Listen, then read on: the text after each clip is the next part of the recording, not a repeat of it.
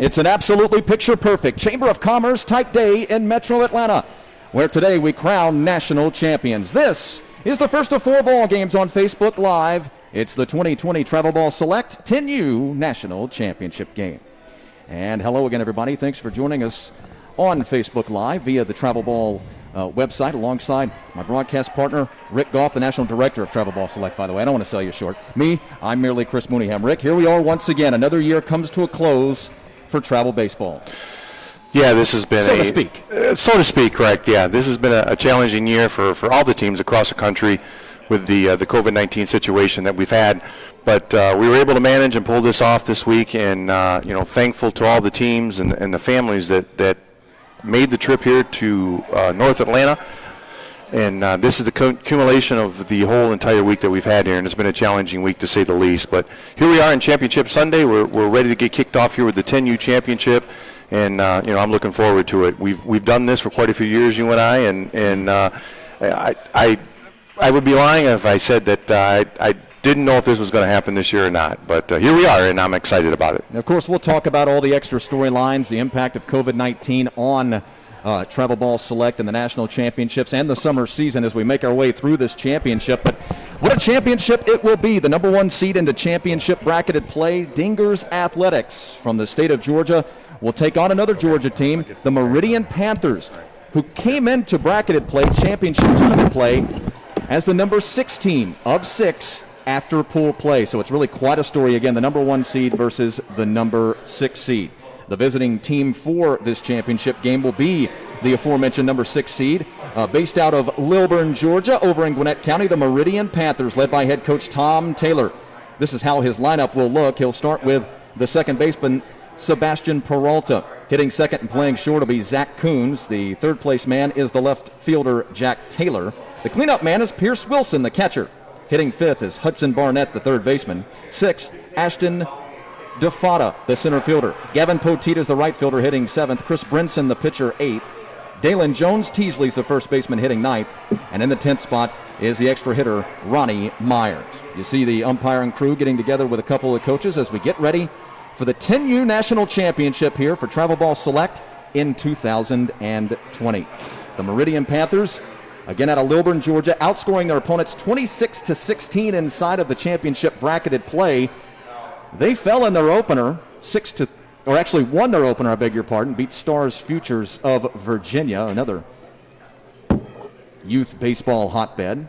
Then fell in their second game of championship bracketed play. That sent them into the losers bracket, or the elimination bracket if you prefer, and that has been the road they have had to hoe, for lack of a better phrase, on their way to this championship game. They won a little bit earlier over on Field 16, took down the WCTB Rail Riders by a 12-5 final, an easy victory. As they got into this championship game, we got a little bit of a delay here as we get ready to start this championship game. We got to make sure we get the bases lined up into their correct spots. Of course, here in this 10U classification, they'll play 46 and 65 for all of you baseball experts out there. You know what I mean when I say that. 46 feet pitching rubber to the plate, 65 feet in between the base pads. So we'll get that straightened out here in just a moment, but that'll give us a chance to take a look at Dingers Athletics, also from the state of Georgia, so it's an all-Georgia 10U final. Dingers Athletics, the number 1 seed after pool play into championship bracketed play. Their team mainly based out of Beaufort, Georgia, also in Gwinnett County, or Hall County if you prefer. I'll let you debate that a little bit later. 15-7. They've outscored their opponents inside of bracketed play, championship tournament play. And we'll tell you about the roads to the championship in greater detail as we make our way through it. But first, let's take a look at the defensive lineup for Dingers Athletic. It'll be Locke, Thomas, and Griffin in the outfield. Again, that's Locke, Thomas, and Griffin in the outfield from left to right. On the infield, third to first, as always, it'll be Cawthorn, Ambler, Mendez, and Babineau. Again, third to first, it's Cawthorn, Ambler, Mendez, and Babineau. Karen behind the plate, receiving the pill. Yes, thank you, Amy. Our producer, director in charge of things, the Swiss Army knife herself, Amy Walker, coming over to me and letting me know that we've got to get the bases put in place, and the correct measurements. Rick Goff has taken off the headset, and as the national director of Travel Ball Select, he'll probably go down there with a tape measure himself. No, I'm only kidding. Silas Knuckles will be on the mound for Dingers Athletics. Bracketed play, the higher seed has choice. Dingers Athletics chose to be the home team in this championship game. 6-inning affair. Run rules do apply. We'll talk about that if it comes into play. Broadcasting live from Lake Point Sports in Metro Atlanta, Georgia. Lake Point Sports, the premier youth sports destination in the country, where the top baseball players from around America come to play on their 8 all-turf, major league-sized baseball fields with state-of-the-art live streaming and video-on-demand technology. Learn more about this beautiful 1,300-acre campus at lakepointsports.com. That's lakepointsports.com.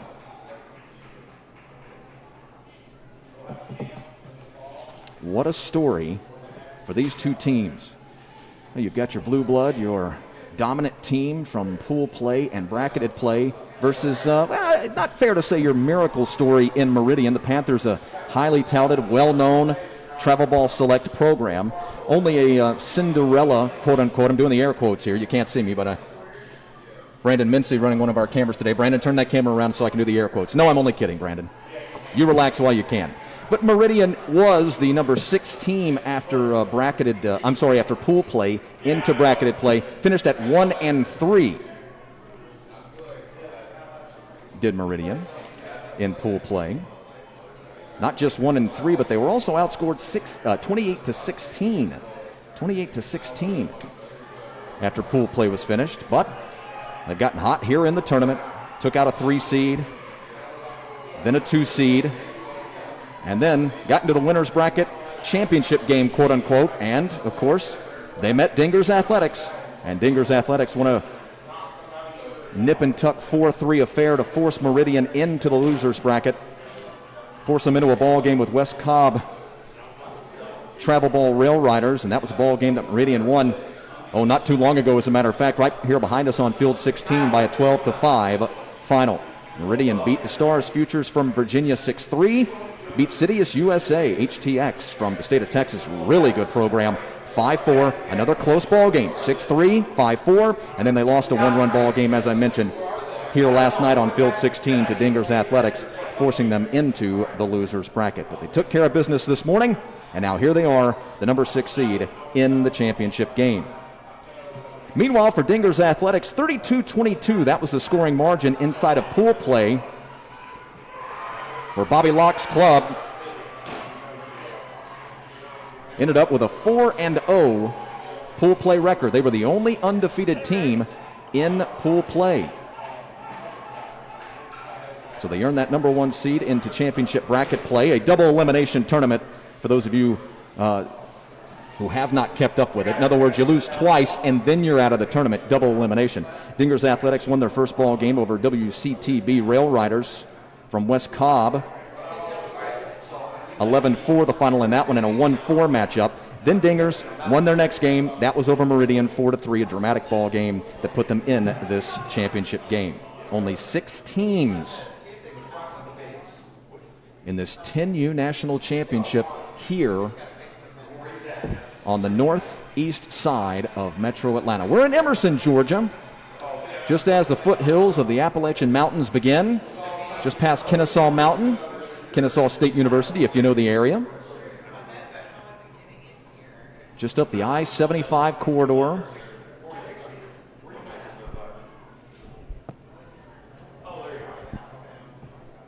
You see the guys out there still working on the measurements to get things lined up.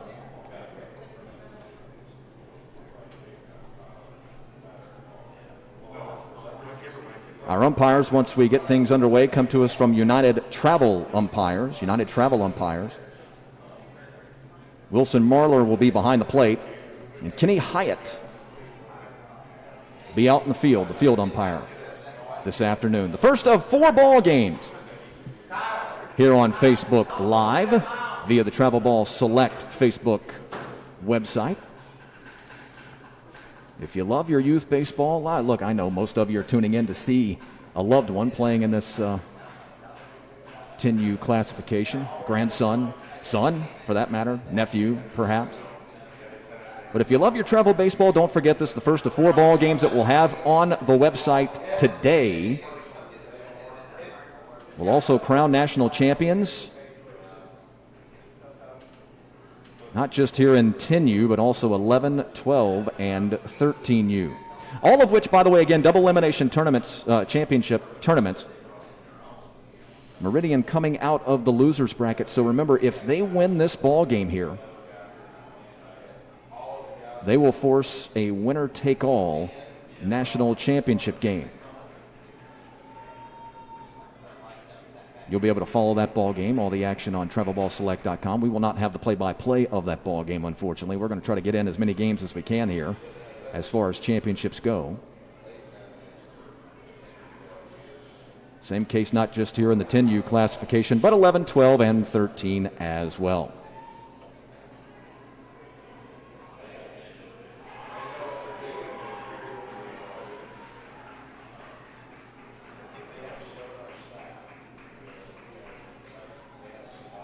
Officials here at Travel Ball Select being as precise as they can.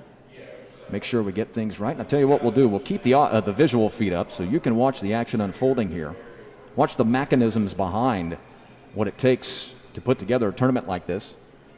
I'll step aside for just a moment. Rejoin you in a few moments as we get ready for first pitch here in Metro Atlanta.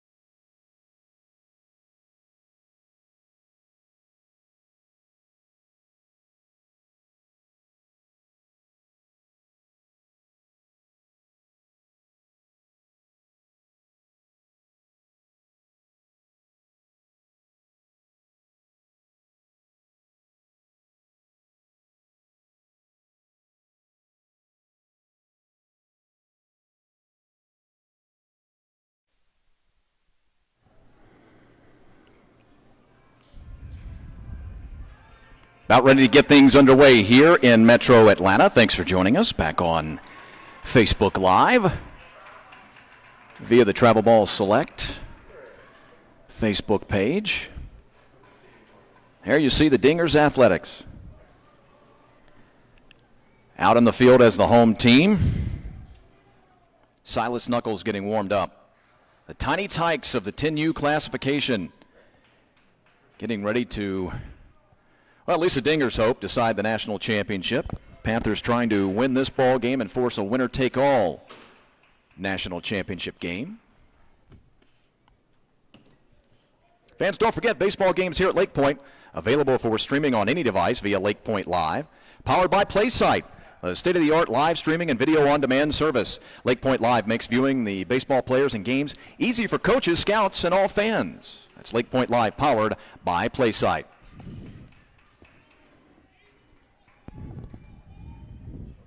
Rick, we got it sorted out. Yeah, we got it sorted out. We're trying to get the broadcast for all the different age groups here, and they play different field dimensions. And the game that was before this was at the 12-year-old field dimension, so we needed to reformat the field.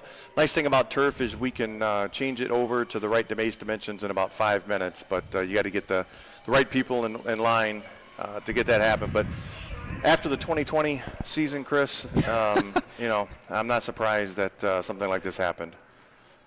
Silas Knuckles, first delivery of the championship game to Sebastian Peralta. Taken high for ball one. What a great baseball name.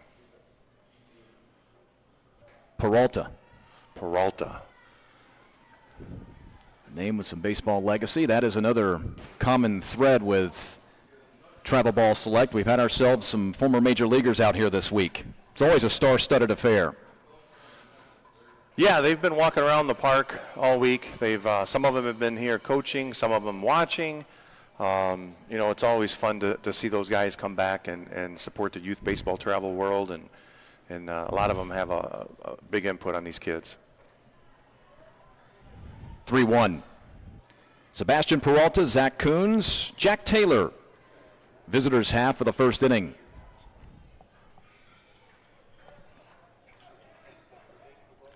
Roddy set. Out of the constant stretch, and he's walked the leadoff man to start the ball game. So Peralta able to draw the base on balls, become the first base runner of the ball game, and here's the shortstop, Zach Coons. I think this is something that we talk about, Chris, every year. You and I do this broadcast of the leadoff walk, right? We always throw out the percentages. How often does he come around to score?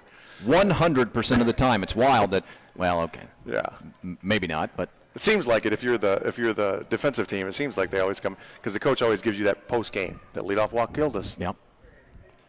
And the more high profile the ball game is, the percentage, and there have been studies done on this. I don't know the numbers, so I won't pretend to try to lay them out there for you. But the higher profile the ball game, at any level, whether it's prep or professional, if it's a championship ball game, elimination ball game, a World Series type ball game.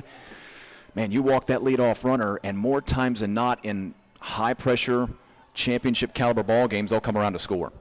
Yeah, Major League Baseball has done figures on this. You alluded to with the numbers, and we don't have those numbers in front of us, but it's a high number. There's so many ways to move them over to second, pass balls and walks and hitting them over. It's just now right off the bat, you're putting a pitcher in a pressure situation. And even at this age, they talk about pressure pitches, right? They talk about pressure pitches for the major leaguers. But I got news for you. It goes down to these little guys as well as they take the mound. And both teams know that this game's being broadcast too, so I'm sure that adds to it a little bit as well. The nerves, you'll see the things calm down probably second inning moving forward.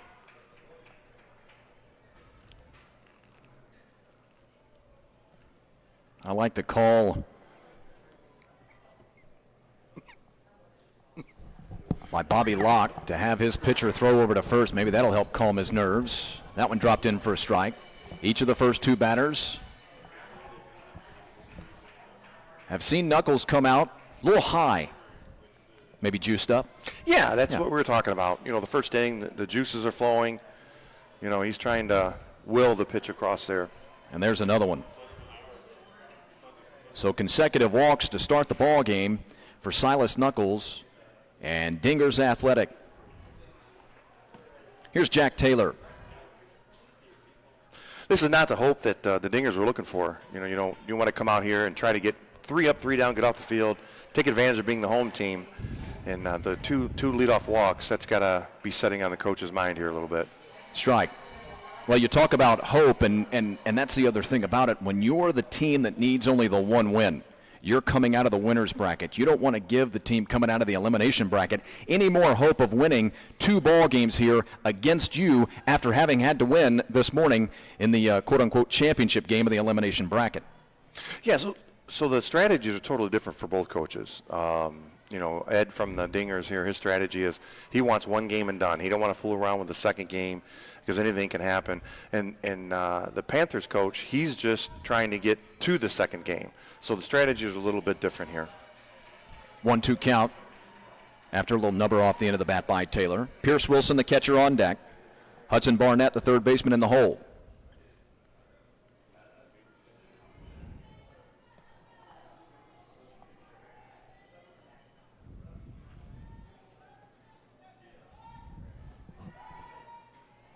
In the dirt, good stop. Backhanded stop by Ansley Karen. I made that stop with ease. Just flicked his left hand out there and backhanded it. 2-2 count. That one got through. Both men going to advance 65 feet. And so now 2 men in scoring position with nobody out in this top half of the first inning. Actually, Chris, Ansley is a girl. The catcher for Dingers is a girl. We've watched her here all week, and she's done a fantastic job behind the plate. She's their main catcher and does a tremendous job, and she can swing it a little bit too as well. So it's coach's daughter. Thank you. So that dad has got her out here playing with the boys, and she definitely hangs with them and holds her own for sure. And at one of the most demanding jobs on the field as a catcher. Mm-hmm. Got to be a leader.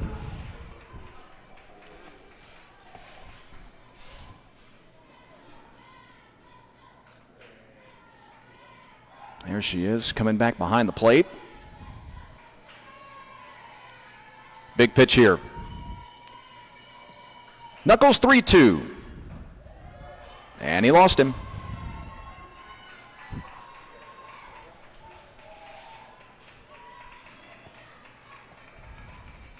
Well, I guarantee Ed's probably talking to his assistant coaches now, kind of looking at them for a little guidance and a little input on what plan B is here in the first inning.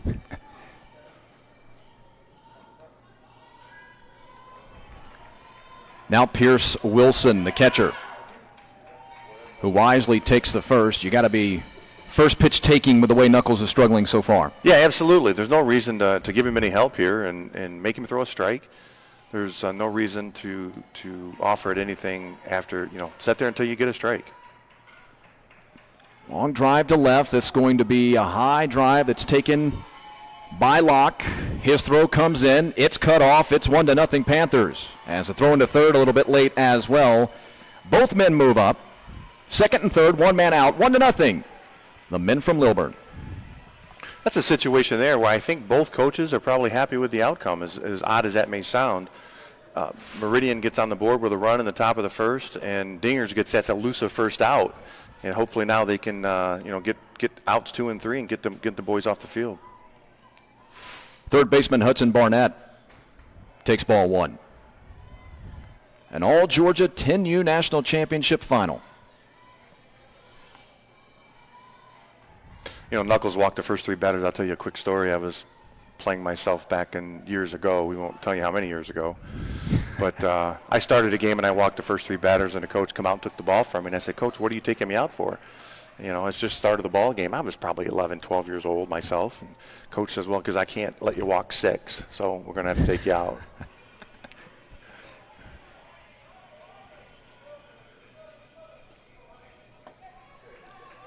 Silas been high on the majority of the balls that have not found the plate. A ground ball at deep first. Kicks around and gets through the second baseman into right field for a base hit. One run does score on the play. Now 2-0. The Meridian Panthers. What do you think? Score to hit? Yeah, that's one of those, just out of the reach of the first baseman, just out of the reach of what do they call those? Seeing eye singles, right? Mm-hmm. The seeing eye singles between the right side and the dingers have got to be thinking, what else can go, wrong here? This is not the way we wanted to start the ball game. But we play 6 innings. Games are not won or lost in the first inning. May have ticked off of a glove, maybe even 2, but we'll call it an RBI single for Hudson Barnett. So runners at the corners with 1 man out now. 2-0 ball game. Ashton DeFada at the plate. Runner breaking from first. There goes the throw down, the tag, in time for out number 2. Barnett caught at the second base bag. Yeah, that's actually a design play. If you'll watch here, they're over to third base to try to see if the runner's going to run from second, or run from first to try to steal second. And they will shut it over there and they record the out.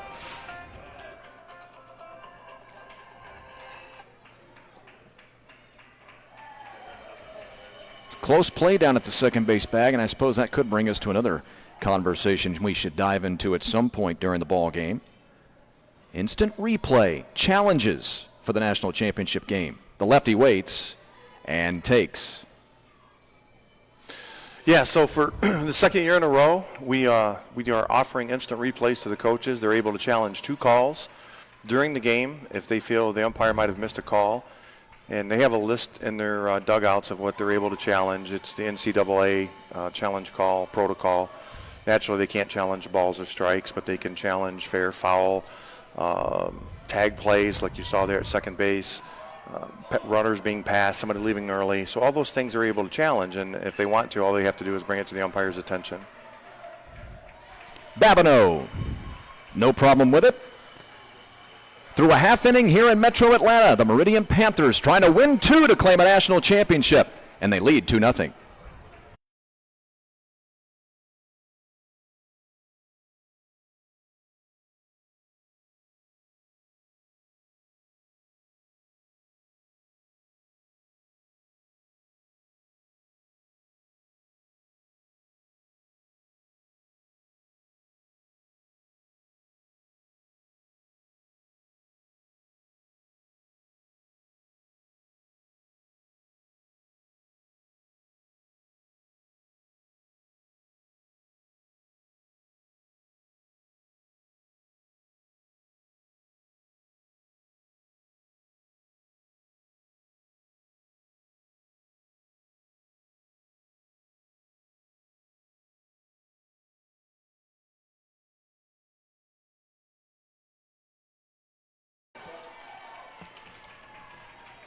Back at the Lake Point Sports Complex here in Emerson, Georgia, northeast portion of Metro Atlanta.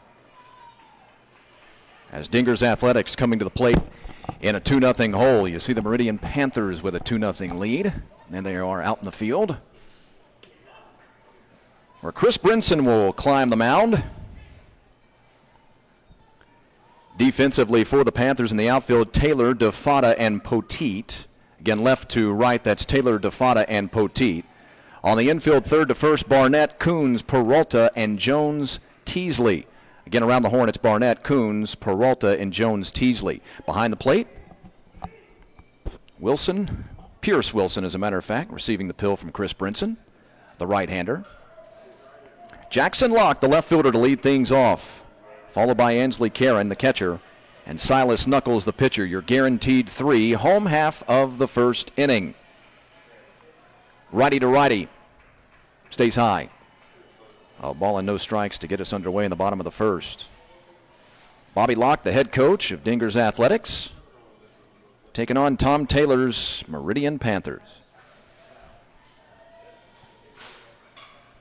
Ground ball hard hit at short. This is Coons for out number 1. Locke retired on a 6-3. Well, there you see the difference, Chris. The pitcher comes out here from Meridian. He throws strikes right out of the gate, forces the Dingers to swing the bats, and there's no chance for walks here if he's going to be around the zone all day. And it's a world of difference from what we've seen in the top of the first inning. Here's Karen. Ansley double pigtails.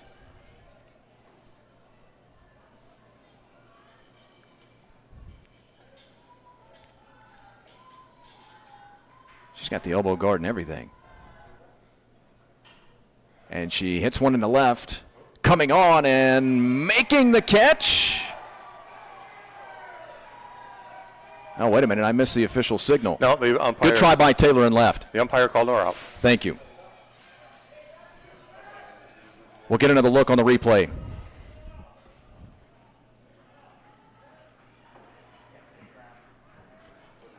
Oh, that's close.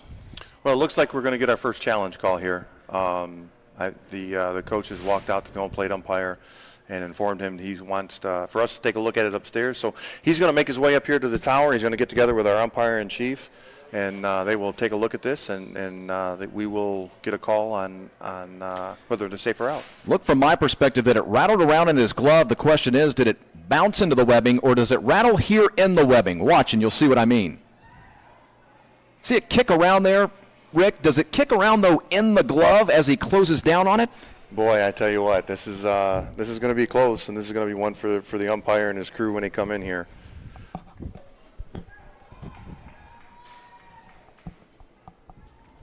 Yeah, you can kind of see he's going to make the dive here.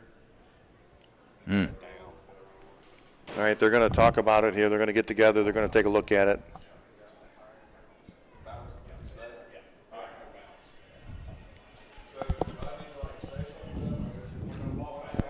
All right, it looks like they are going to call that a trap. They're going to say the ball was trapped in the webbing of his glove. It will be a base hit for Ansley Karen. Yeah, it didn't take them long to come up with that call. They took a look at it, and the whole thing about the instant replay process is we want it to be not only right, but we want it to be quick and efficient as well. Yeah. Now remind folks, Dingers Athletics win that challenge. Still have 2 remaining, correct? Correct. We give them 2. If they win the first one, we'll still give them 2. If they lose the first one, they only have 1 more left, regardless of whether they win or lose that second one. Ansley gets a big hand as she checks out for the moment, allowing a courtesy runner to check in for Bobby Locke's club. You'll see this oftentimes in prep baseball. This level, catcher is substituted out for a courtesy runner. Tough to keep those catchers out on the field.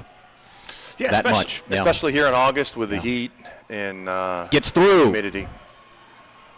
Courtesy runner going to advance down to the second base bag. That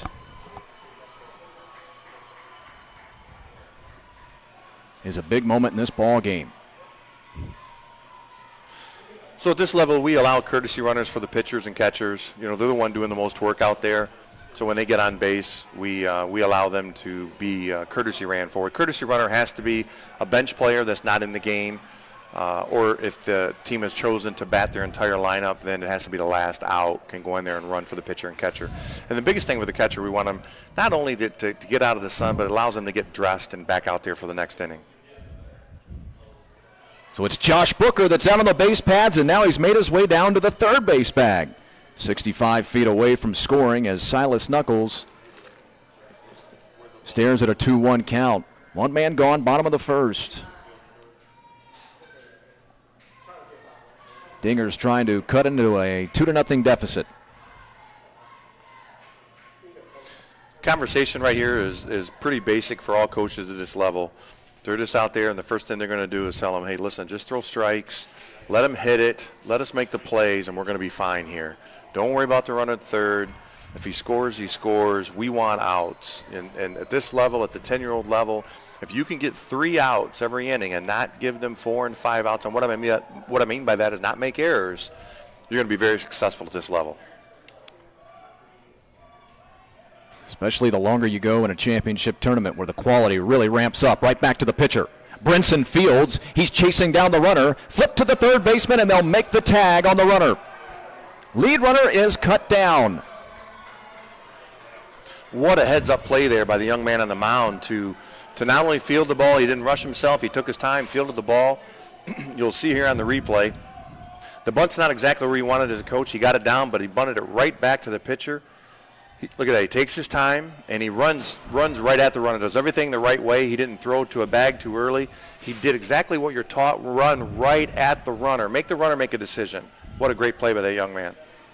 Runner breaking to the second base bag. Throw is high. Heads into center field.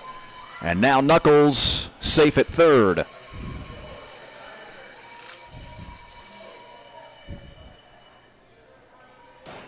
Knuckles, by the way, reaching on the fielder's choice, I guess, would be the scoring on that. Yeah. And then the runner, Booker, cut down on 1-5, the put out. Another chance to score, this time with 2 men out. And there's a drive in the left and pretty well hit by Braden Hatcher. That ball carrying deep. It'll one-hop the wall, make that 2 or 3 hops. It'll be an RBI double one way or another for Braden Hatcher. And Dingers Athletics on the board with a 2-out double. That ball hitting that turf out there and took a big Sunday hop. I thought it was going to hop right over. Yeah, we're playing on the fences here for the championship game are 250 feet all the way around. A lot of the 10-year-old games were played at the 200-foot distance, but in order to get the broadcast done, we had to put them over here. So if we'd been playing on the 200-foot fences, that one might have been out of here. Throw behind the runner, and Hatcher back.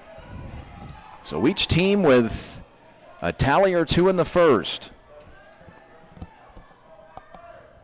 The Meridian Panthers get walks to their first 3 men in the ball game. They're able to drive home 2 with a sacrifice fly RBI and an RBI single, take a 2-0 lead. And now Dingers Athletics has had 3 men on the base pads in the bottom of the first. And they've scratched across the single tally. Chance Thomas at the plate, the center fielder. Waits for an 0-1. A little off speed that stayed high.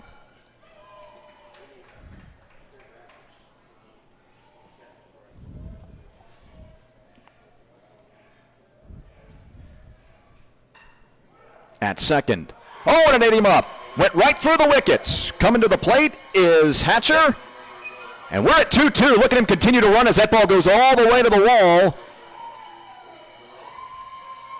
Tie ball game, bottom of the first. Well, that's exactly what we talked about in the top of the first, how this is a 6-inning ball game. Games are not won or lost in the first inning. And here the Dingers have come right back and answered Meridian's 2 runs in the top of the first with 2 runs of their own here in the bottom half. So a run scored for Hatcher. Thomas will reach on the E4. And had it not been a heads-up play for the pitcher on the bunt back, they would have 3 runs right now. Dimitri Griffin, the batter. Griffin now a chance to give his team the lead.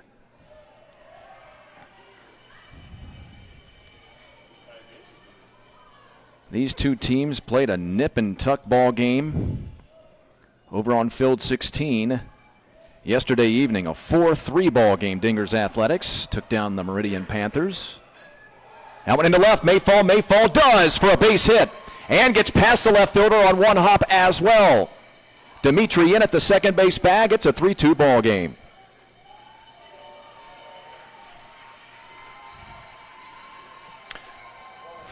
Yeah, you'll see here on the replay, well hit ball hit the left field. It was dying down. And as a coach, you try to tell your players, live to fight another day. Don't turn a single into a double and hold that runner at first base. He decided to try to dive for it. And now we've got a runner at second base as opposed to one at first.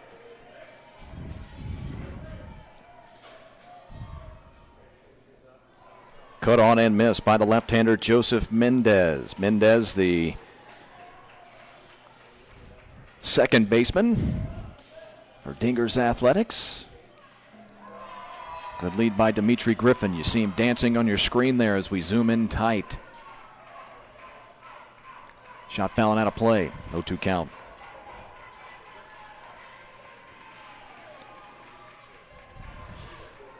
So the Dingers will come back with 3 now in the bottom of the first, and now they're just looking for anything they get right now as an insurance and a bonus on top of what they were expecting.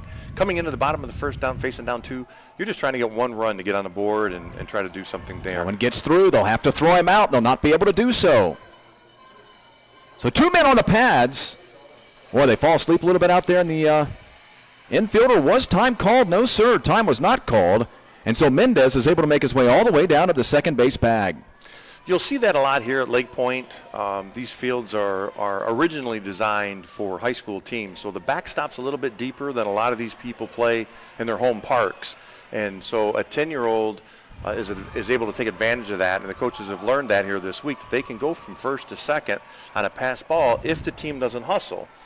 And I've watched quite a few games down here, and that doesn't happen a lot because the coaches have told their catchers, hey, you've got to hustle back there and grab that ball to keep that from happening. But like you said, they fall asleep for 1 second. Now you got runners at second and third, and here we go again. Yeah, you don't want it to be too much of a negative. I think Wilson did fall asleep just for a split second because when he had that ball in his hand and was making his way back to home plate, and that's a fair ball down the left field line.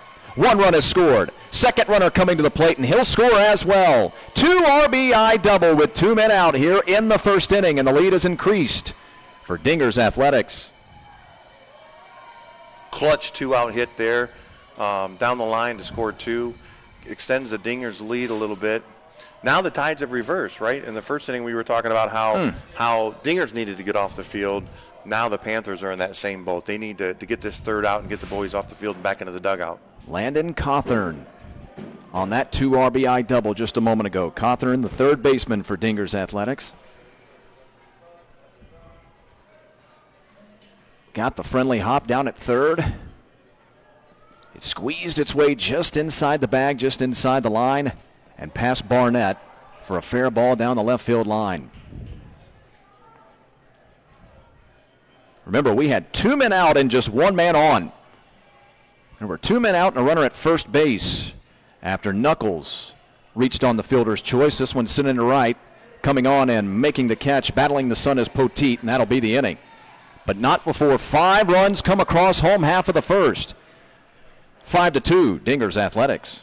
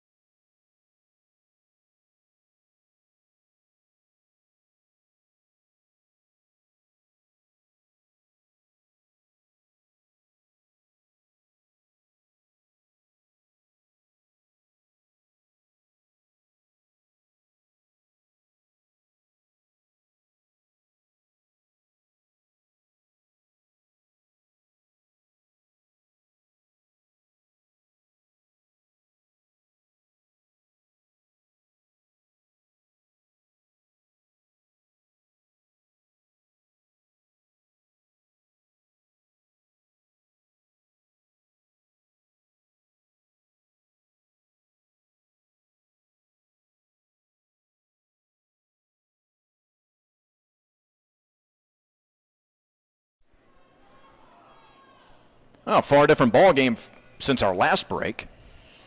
2-0 was our score at the end of a half inning. Meridian Panthers getting 3 walks from Silas Knuckles, the man on the mound that you see in the middle of your screen. Panthers able to turn it into 2 runs. But then Dingers Athletics, well, they answer. A couple of defensive misplays by the Meridian Panthers. They get a reversal and overturned call on instant replay. And some clutch hits. And at one point with 2 men out and a man at first base, they end up turning that inning into a 5-run inning. And so now as we make our way to the top of the second inning, the men from Buford, Dingers Athletics, with a 5-2 lead.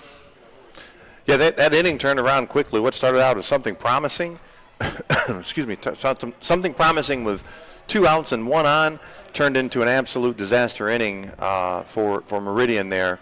But again, I can't stress this enough. This game goes 6 innings, and anything can happen. The Dingers coach has probably told his pitcher, has told Knuckles, hey, listen, we got you the lead back. Calm down now. You've got a 3-run lead. Yep. Let's do what we do best and make some quality pitches here. Gavin Poteet to lead things off in the visitors' half of the second. Takes one high and away.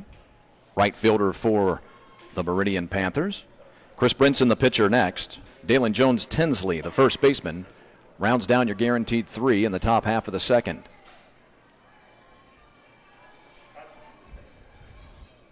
Also keep in mind that Tom Taylor's group coming off of a 12-run ball game earlier this morning, so they've been swinging the bats well. Yeah, they had to play this morning to get into this championship game, while the Dingers, they were able to sleep in a little bit longer, get the boys in their own beds here, and show up and fresh and ready to play. So this is the second game for them. Deep second, base hit center field. So Poteet on with a leadoff single in the second inning. Been a lot of kids with the schedule this week and the weather who were not able to get to bed early or sleep in. It's been quite the trying week as far as weather. Lightning as well. Lightning is a big thing here in Atlanta. A lot of times we don't play, it don't rain a drop, but we have to delay games because there's lightning in the area. And that's very common down here in the Atlanta area. It's unfortunate when it happens, and Mother Nature is never anybody's friend this time of year. Chris Brinson, the batter now. Pitcher versus pitcher here in the second inning. We had nights, Chris, that one night we didn't get out of here to 2 o'clock in the morning. Wild. Waiting out those delays, and we want the kids to play. We want them to enjoy the experience of being here at Lake Point, and the only way to do that night was to kind of stay out here to 2 o'clock. The coaches understand. The kids love it. They get a kick out of playing that late, but the parents don't enjoy it. I can tell you that. They're ready to go home and get the kids into bed. Outside corner, beautiful pitch. Took a little off of that one, got it to 2-1 the count. Brinson's first at-bat of the ball game. Dalen Jones, Tinsley on deck. Stays high. Oh, you've been down here long enough now to have heard our catchphrase. Don't like the weather in Atlanta? Wait an hour. Wait. Yeah, just wait an hour and it'll be wait. Completely different. Yeah, that's definitely been the case here for the last couple of days. I mean, right now you look up at the sky, Chris. There's no clouds, there's no cover. Yep. And that was almost a situation yesterday when we had a lightning delay, and the people here at the park were very confused, including myself, because I did a complete 360 and did not see one cloud anywhere in the immediate area. But the rule here at Lake Point is if there's a lightning strike within 10 miles, we have to pull them off the field. And it's a safety situation for all that's involved. And these kids are out here with metal bats, and lightning has a tendency to attract the metal. Yeah. About 4 weeks ago, we had one, and lightning actually struck field, that would be field 10 on the backside, knocked out scoreboards, and it was probably 5 minutes after we had pulled them off the field, the bolt actually struck here. So it can happen at any time, and it can happen very, very quickly. So, we're thankful for the system that they have here at Lake Point, even though it does get frustrating for the parents because they don't understand. All they do is look at the immediate weather, and you have to educate them, and it poses a little bit of a problem. Brinson drew the walk. So 2 men on and nobody out. We may be headed for a high-scoring affair here today. To left, pretty well hit, but off the end of the bat. Moving over and making the play on it is Locke for out number one, an F7 for Jones Teasley. And that'll get us to the extra hitter, Ronnie Myers. You mentioned you might have in for a high-scoring affair here today. We have to understand that these teams have played a lot of games leading up to this point, and pitching becomes an issue. And a lot of teams, by the time they get to this stage of the game, and it's great that they're in a championship game, but at this level, most rosters only carry 10, 11, maybe 12 kids. And so pitching becomes an issue, and when you get to this point as a coach, sometimes you just look at your bench and ask, who can throw today for me, and try to get me a couple of innings. And that's what you want to manage this game inning by inning with your pitching. And of course, as Ronnie Myers takes one high, gets the count even at 1-1. By the way, Will Bauer came in as a courtesy runner a few moments ago. He's the man standing down at the first base bag. Poteet is at second. A single, a walk, and a fly out in the inning. And now a 1-2 count. The other thing is, of course, we're trying to take care of the young men, not gas them, not hurt anybody's arms. So you guys here at Travel Ball Select, you have a pitch limit for these young men during the week. We do. For the 10-year-old division, we're here 6 days, and we allow them to pitch 10 innings over the course of the entire week. But no young man can go more than 6 innings in one day. We ask the coaches to respect and the parents to take care of the young men's arms. And at this level, for the most part, I'd say 98% of the coaches, they do things the right way anyway, so it doesn't really become an issue. 10 full innings. 10 full innings. One out right? is a third of an inning. Yep, right. we go by thirds, so right. they actually get 30 outs and record. And we keep track of that. And makes it a little more manageable. And I look at it, too. I monitor it from the tower up here in the office, and nobody's abusing the rule. Nobody has thrown 6 innings one day and then come back and thrown 4 the next to get their 10 innings in. I mean, this is a little bit different level of baseball than your Parks and Rec League type stuff here. So these coaches are well respected, not only by their peers, but the parents, and these parents entrust these coaches with their children, and they expect them to do the right thing. Base is loaded now with with one man out. Second walk of the inning. 5th of the ball game for Knuckles.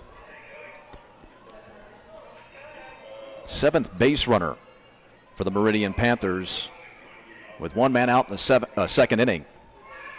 Popped him up. Will it stay in play? Yes! Oh, nice play.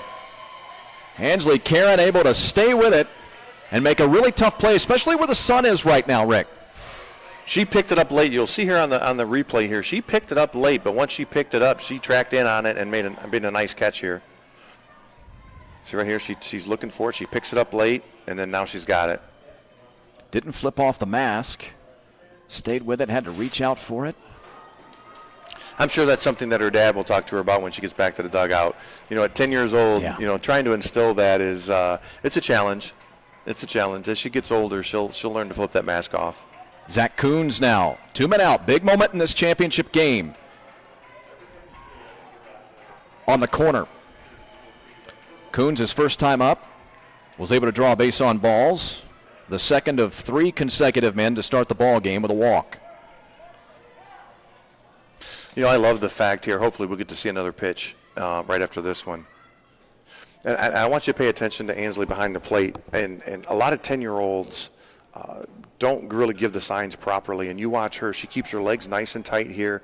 She puts her signs down, and then she rolls right out of her stance. Look at that. See, look at this. Right here. She rolls right out. What a great job by her. Back into the screen. Great speed on the pads.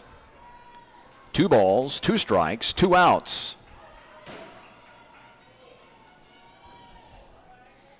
She's getting her sign from the dugout. Let's watch her one more time here. She keeps that signs nice and tight in here. Keeps her glove down, blocks the third base coach. She does a good job. Knuckles kicks and fires. Swing and a miss. And that'll be the inning. 2 walks and a hit. But a fly out, a pop up, and a strikeout, and that's the inning. Stay at 5-2 to the bottom of the second.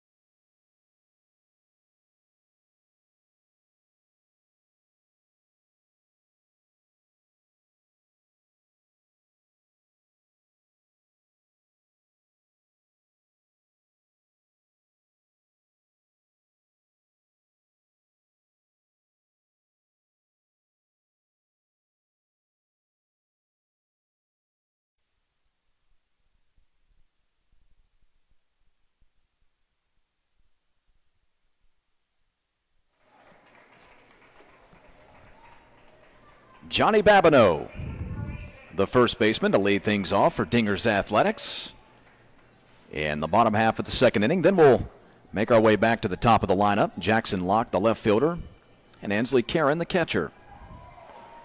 Number 1 seed into championship bracketed play. Dingers Athletics with a 5-2 lead. We talk about momentum in baseball. That's another thing we talk about every year, isn't it?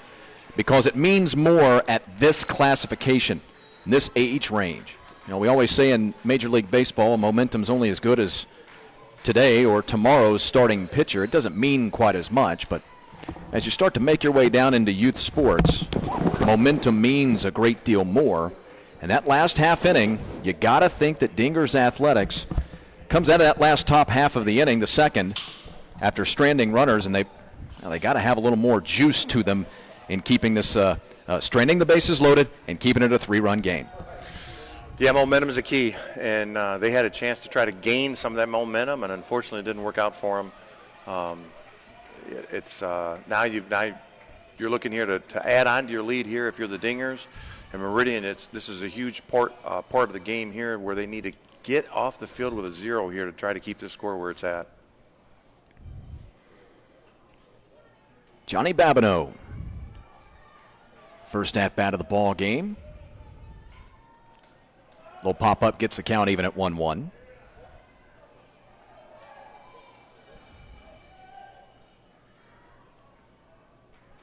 Dingers Athletics, 15-7.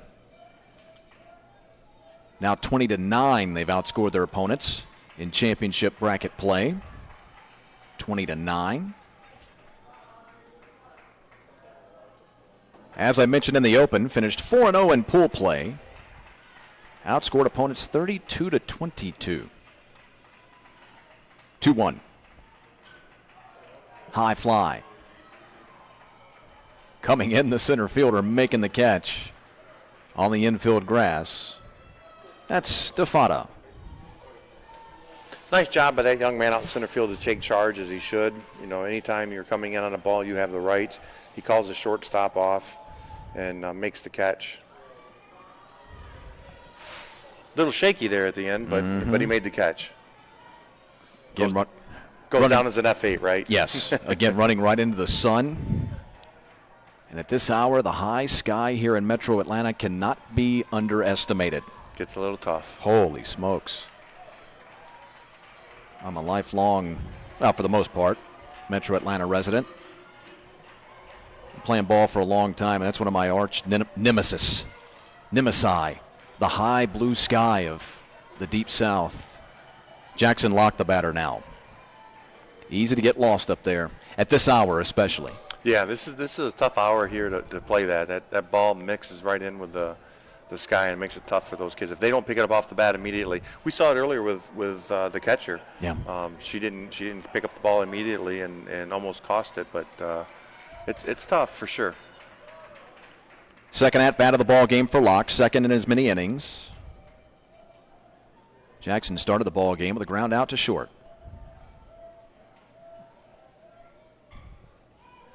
2-2 count.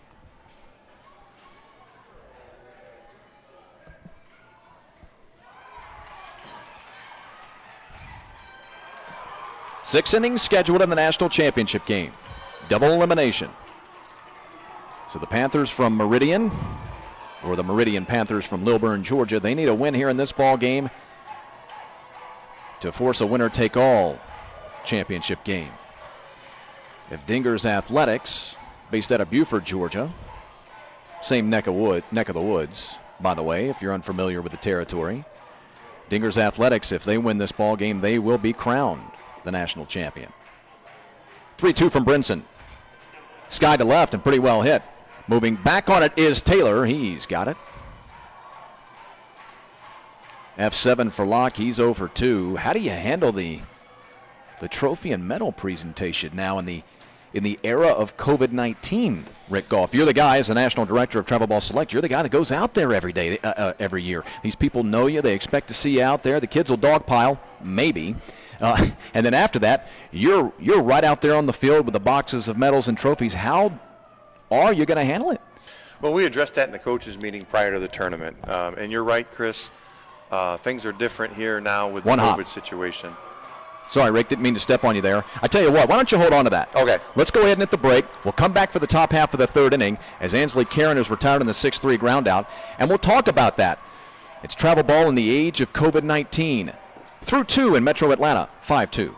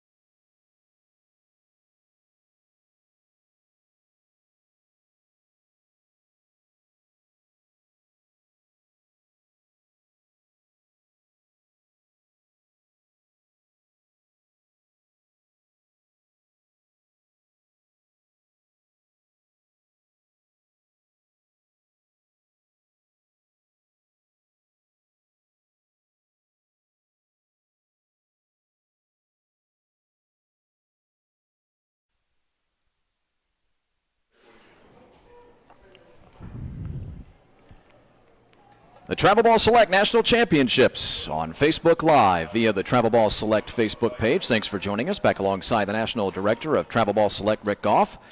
Me, I'm merely Chris Mooneyham. Pleased, honored to have you with us on this Sunday in August as we crown 4 national champions in the 10U, 11, 12, and 13U classifications. Top half of the third inning here from the Lake Point Sports Complex in Metro Atlanta. 5-2. Dingers Athletics leads the Meridian Panthers. A couple of Georgia teams in the championship game here in 2020. A 2020 that has been trying, to say the least. How's it been trying to maneuver the tournaments throughout the summer, now into the national championships in this, I'll use the phrase again, the age of COVID-19, Rick Goff? Yeah, that's the only thing you could call it, the age of COVID-19, and it's been challenging. This tournament was sold out. We had invited all the teams. We were at full capacity back in February before all the COVID-19 stuff hit. We had close to 100 teams that were coming in, and then basically the world shut down as COVID-19 became an issue here, and we lost everything in the spring season out here at Lake Point. Jack Taylor with a base hit to lead off this top half of the third inning, the left fielder for the Meridian Panthers. Pierce Wilson, the batter, now the catcher. Hudson Barnett on deck. So we lost everything. We played the first 2 weeks out here at Lake Point in March, and then we got word that it was going to be shut down. And I'll be honest with you, when it was shut down in the beginning, I thought it might be a week, 2 week type of deal. Oh, most of us did. Type of process, right? And it ended up being the whole entire spring and then even into the early part of the summer. So all these baseball teams lost their whole spring, and they were all hungry to play baseball.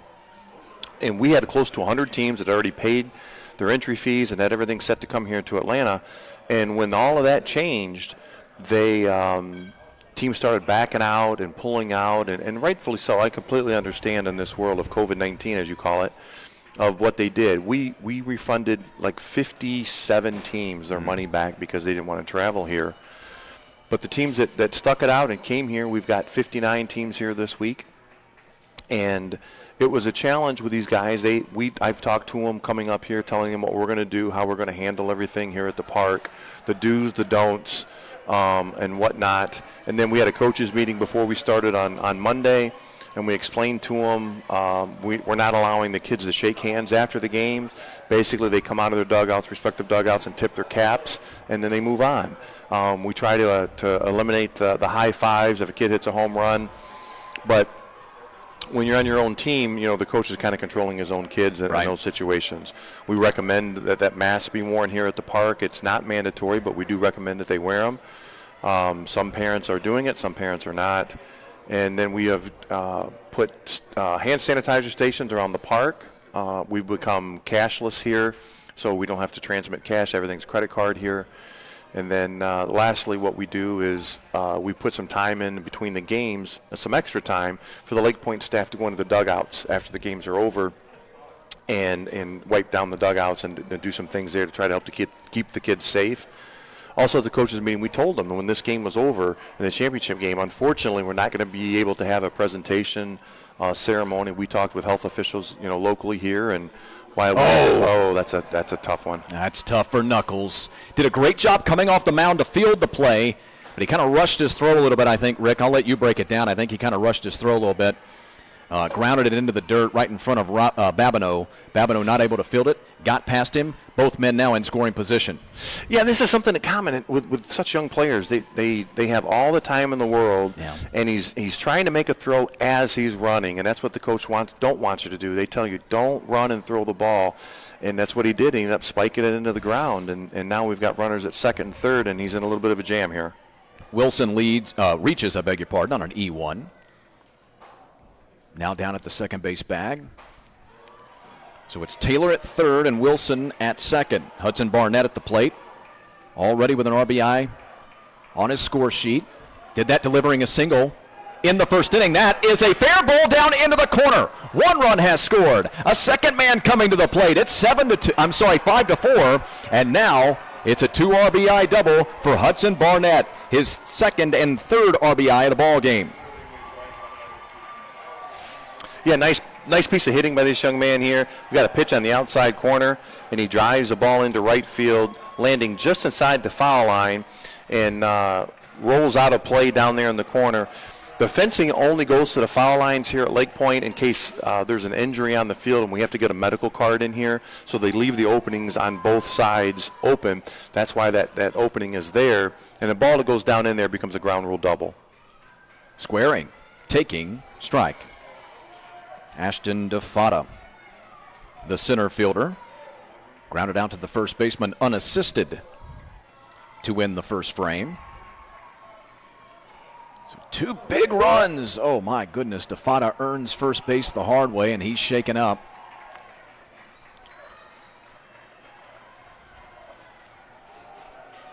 Knuckles doing everything he can to corral his pitches, try to find his control in this ball game, but he struggled with it. We'll take another look. Yeah, it looks like it got him right in the back of the knee. I see him down at first base. He's kind of holding his knee a little bit. It hurts more initially, but he got up and was able to walk down first base. He's walking out behind first base, try to walk it off here a little bit.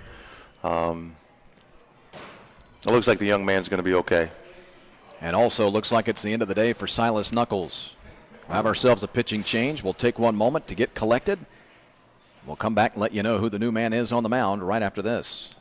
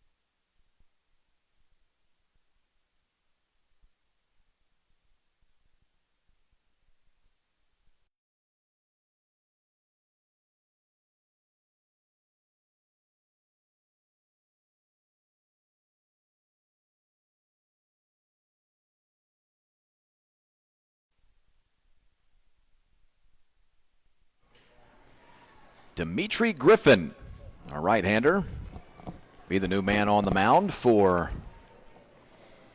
Bobby Locke's crew in white, Dingers Athletics.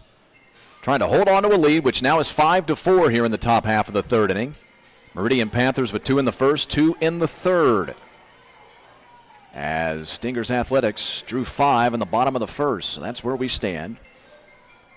2 men on the base paths. It's Barnett at second and DeFada at first. Book obviously not closed on Knuckles, but I'll give you his numbers here in just a moment. As Gavin Poteet climbs into the box. Righty versus righty. Ball 1. Right now the numbers on Knuckles, 2 innings, faced 16 batters, where he gave up 4 runs, all earned, 3 hits, 5 walks, 1 strikeout, and a hit batter. Squares and takes a strike. Again, the book not closed on Knuckles, of course, as the 2 men on the base paths belong to him. But again, 2 innings, 16 batters, 3 hits, 4 runs, all earned, a hit batter, 5 walks, and a strikeout. We'll see if it changes. Still no one out in the inning. And that one sweeps outside from Griffin to run to 2-1. Not the outing that Knuckles was looking for, and I'm sure the coach of the Dingers was hoping to get a few more innings out of his starting pitcher here. I don't care what level you're playing in. If you got to change your starting pitcher before the third inning, it's not been a good outing here.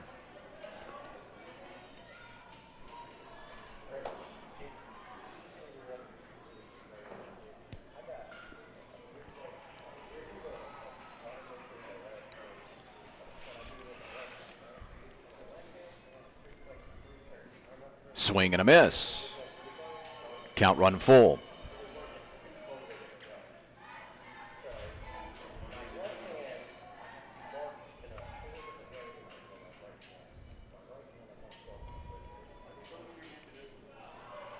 That one bounces up there. Good stop by Kieran behind the plate, but the bases are loaded after the walk. Poteet draws the base on ball. Second time he's been on the base paths. He singled to start the second inning. And now they're loaded with nobody out for Chris Brinson. Brinson, the Panthers pitcher, with a chance to help himself out. Speaking of walks, he did just that back in the second. This looks like a lot of the first inning. Very similar. Bases loaded. We got nobody out here. Meridian's looking for a big inning, and Dingers are just trying to limit the damage that could possibly go on right here in the rest of this inning here. In at third and first defensively. No big surprise. Back in the middle infield. Cawthorn will have to be really ready down there at the third base bag defensively. And just as I say that, it's shot off the right side for a 1-1 count. This situation's a batter's dream, to come up, bases loaded, nobody out. Early in the count, you're thinking one thing: hit this ball as far as I can and as hard as I can.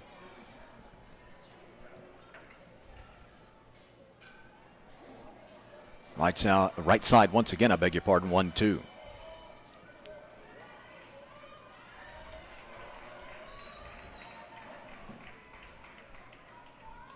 Now the situation changes. You got 2 strikes here. Hopefully, the mindset should be cut down and swing just put in place somewhere to get a run across. Got a piece at second. Flip to short at the second base bag. They'll get the force there. A run will score to make it a 5-5 ball game. Good piece of hitting, just as you mentioned, by Brinson. And that's all he wanted to do in that situation. 2 strikes, roll something over, look at his swing here. He just makes contact. There's no power behind that, but it puts it in play and gets the job done. Ties his game up. Helps his team. As coaches, that's what we call productive outs.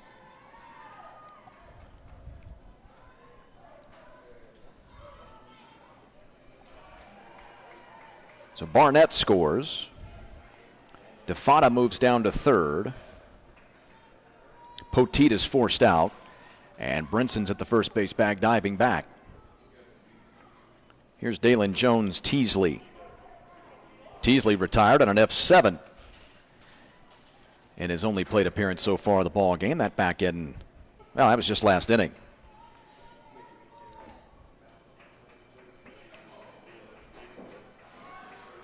They're going to try for it again.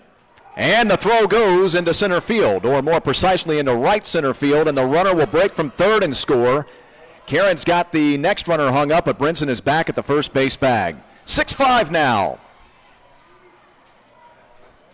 Yeah, they tried to run that play, throw to third to pick off the second, but the runner at first sniffed it out, and he put up the brakes on and headed back to first. Ball goes into center field, so they got the result that they wanted, just in a different kind of way. So one man on and one man out.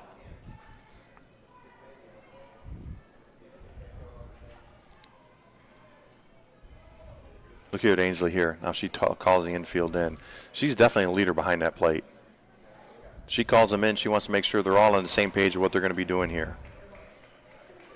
Coach's daughter. Props to her, man. Yep. And you know, the kids, her teammates, she called them in and they came right away. So the teammates, she has their respect and they have hers.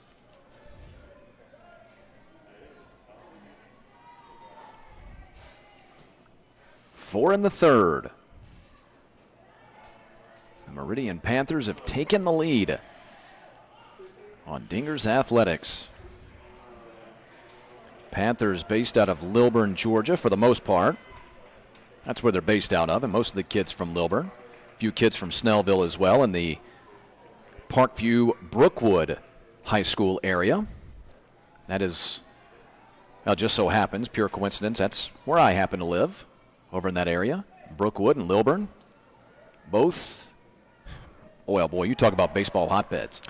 There seems to be a pretty good baseball high school team that resides there, if I'm not mistaken. Yeah, not bad. The Parkview Panthers, a yes. 6-time state champion, few-time national champion as well, as Dalen Jones Teasley able to draw the base on balls. Another walk, by the way, for the Panthers in this ball game.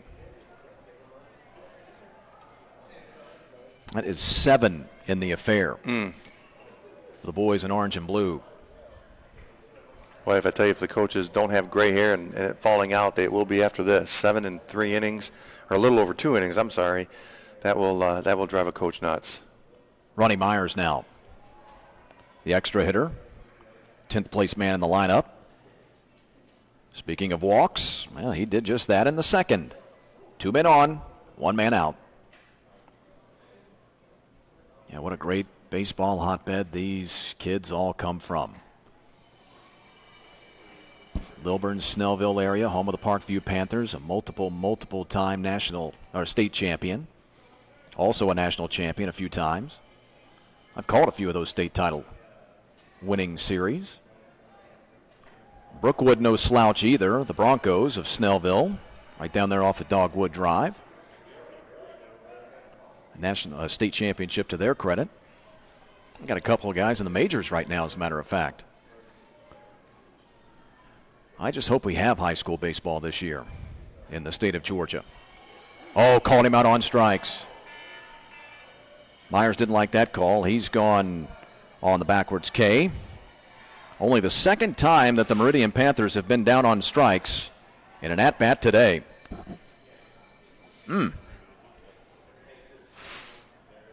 Too close to take. Yeah, 2 strikes, you got to be thinking, like the gentleman earlier, just put the bat on the ball, put something in play, and see if something happens. You know, at this level, put the pressure on the defense. Sebastian Peralta now at the top of the lineup. Peralta a walk in the first, a pop-up last inning. And now a line drive into center field that's going to drop for a base hit. Run will be held at the third base bag.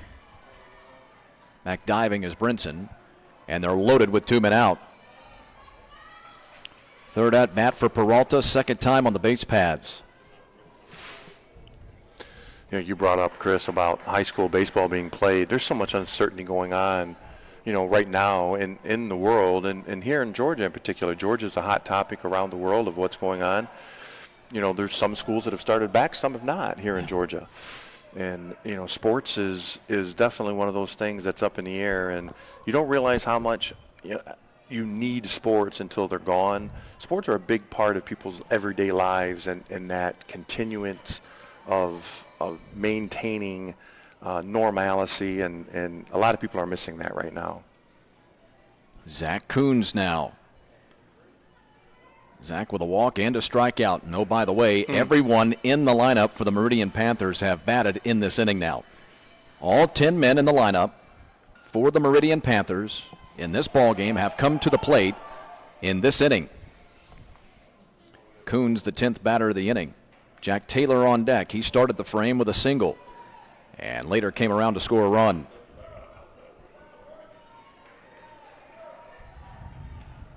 You talk about a ball game of momentum swings. Mercy.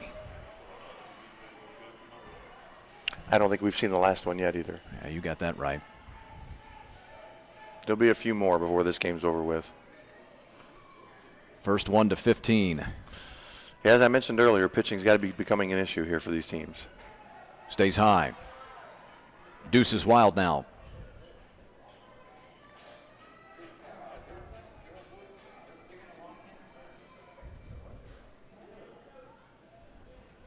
Two balls, two strikes, two out. Dimitri Griffin looks in, finds a sign that he likes, and brings home the pitch to Zach Coons, which is foul-tipped into the glove of Ansley Karen, and that will draw the inning to a close. Meridian Panthers leave the bases loaded in this visitors' half of the third inning, but not before they put 4 on the board and take a 6-5 lead to the bottom of the third.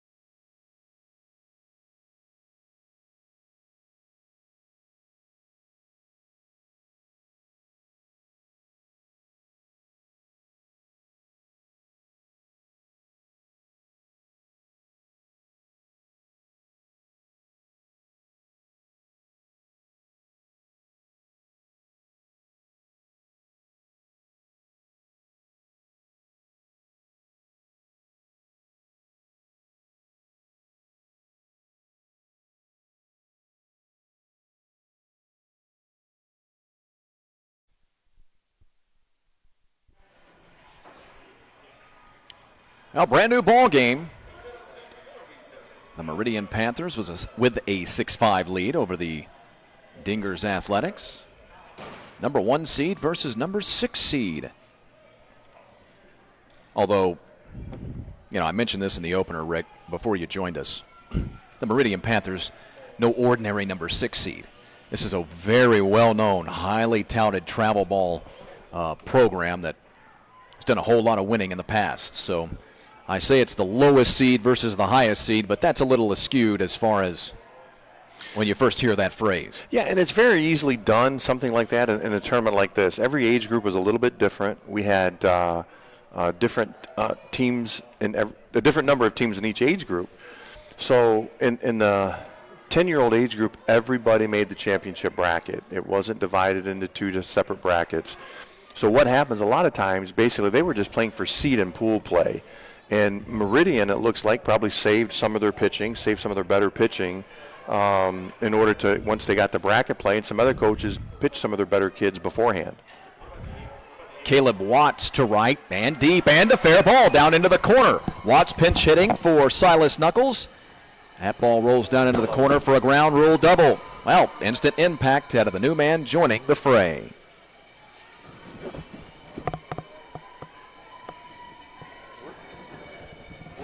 Caleb Watts. A great swing at that. Watch him stay back on it as long as he can. The off-speed pitch. Brinson gave him what looked like a curve, maybe a change.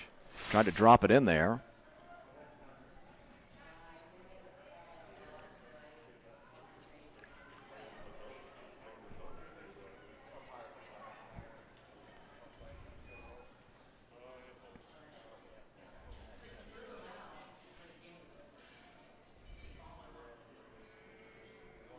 Discussion going on right now off camera. We'll have the two officials come together.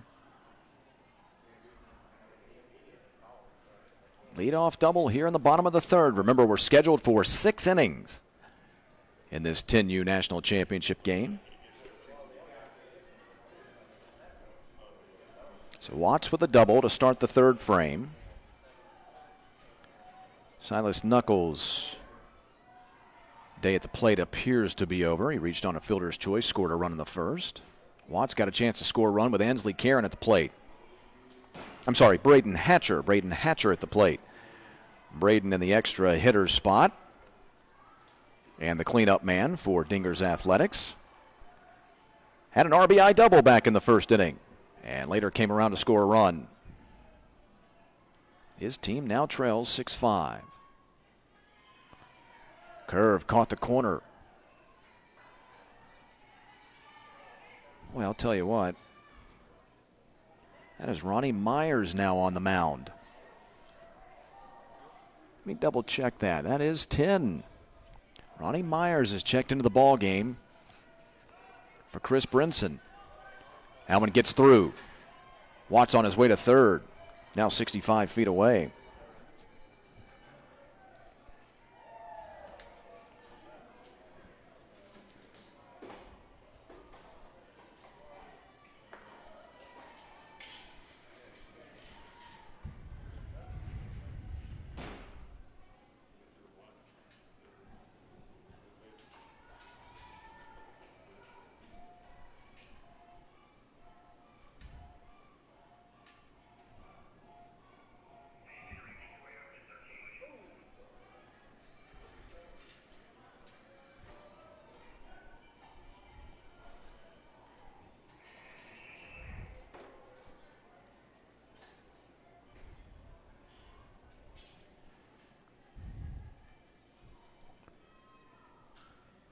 High fly, left field.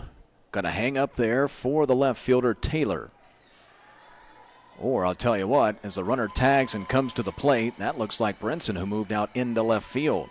Now they've taken Taylor out now, moved him from left field. They've plugged Brinson off of the, taken Brinson off the mound and put him out into left. Myers was the extra hitter. Now he's the pitcher. See if we can find out where Jack Taylor went off to, but it's an RBI fly out for Braden Hatcher. His second RBI of the ball game, and we're now at 6-6.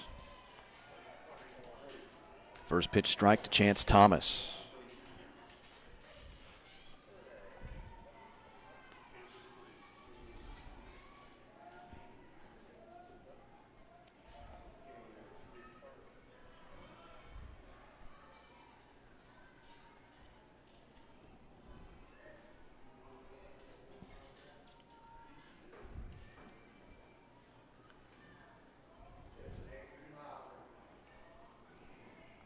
The book closed on Brinson. I'll give you his numbers here in just a moment. Myers kicks and fires. That one fell back into the screen. Ronnie Myers, your new man on the mound. The left-hander for the Meridian Panthers. 10 in orange and blue. Chris Brinson started the ball game for the Meridian Panthers. Brinson going just 2 innings.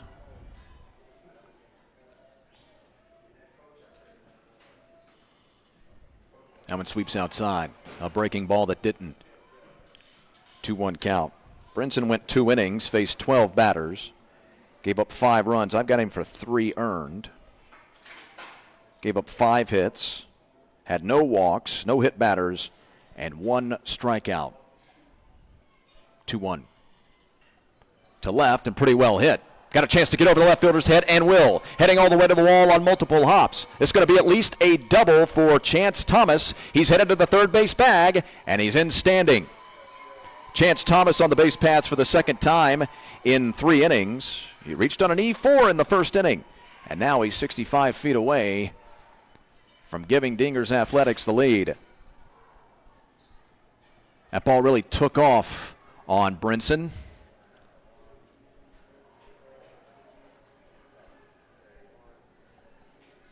So a triple by Thomas with 1 man out in the inning. And now Dimitri Griffin to the plate.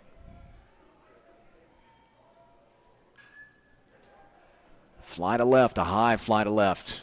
This could create. Oh, and it gets away from him. Run will score easily. Dingers Athletics takes the lead.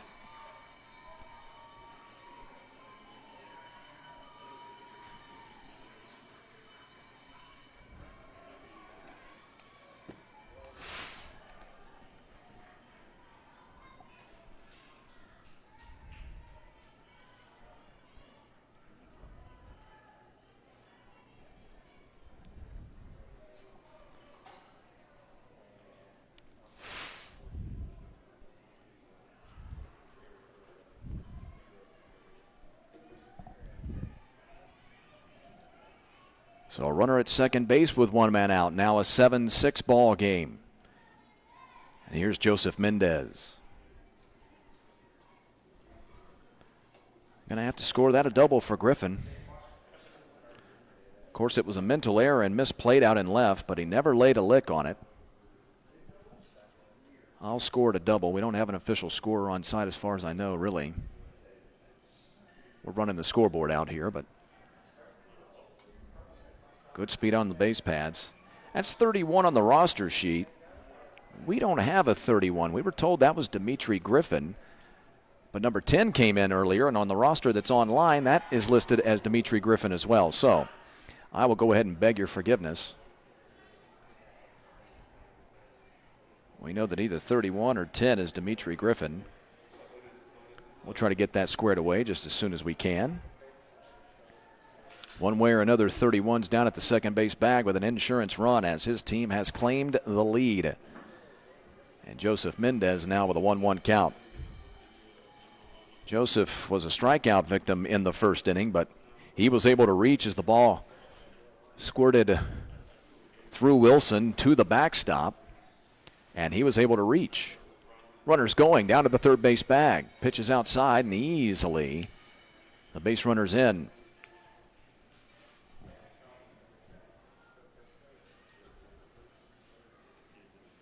So now a base hit's a guaranteed run. Perhaps a fly ball.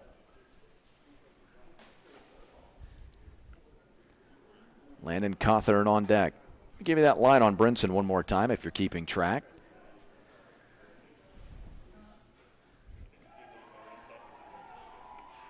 Looks like Wilson a little shaken up. They're going to check out his wrist, his left hand. Chris Brinson, the starting pitcher for the Meridian Panthers, who was lifted prior to this inning. 2 innings, faced 12 batters. 5 runs, 3 earned, 5 hits, 1 strikeout, no walks, no hit batters.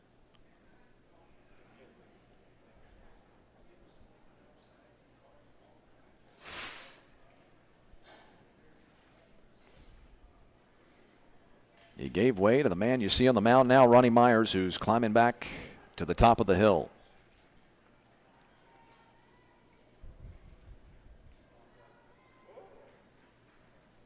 Dingers Athletics started their road to the championship game with a win over West Cobb TravelBall Rail Riders, 11-4, and then beat this Meridian team 4-3 here last night. Panthers took out one of Virginia's best teams in Stars Futures, 6-3 the final a couple days ago. To right, Ball got a chance to fall and will for a base hit. Base runner to the plate. 2-run lead. Mendez with an RBI. As the Panthers won 6-3 in the opening round in a 3-6 matchup. Here's the replay. Watch Mendez. Perfectly timed on the off-speed pitch. Panthers then faced the number 2 seed, and Insidious USA HTX came away with a 5-4 win. That sent them into the ball game last night where they lost to Dingers Athletics. Came back this morning. Got a 12-5 easy win over the Rail Riders from West Cobb. That's where we stand.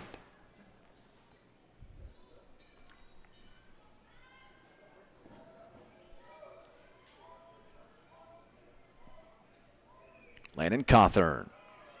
Cut on and missed.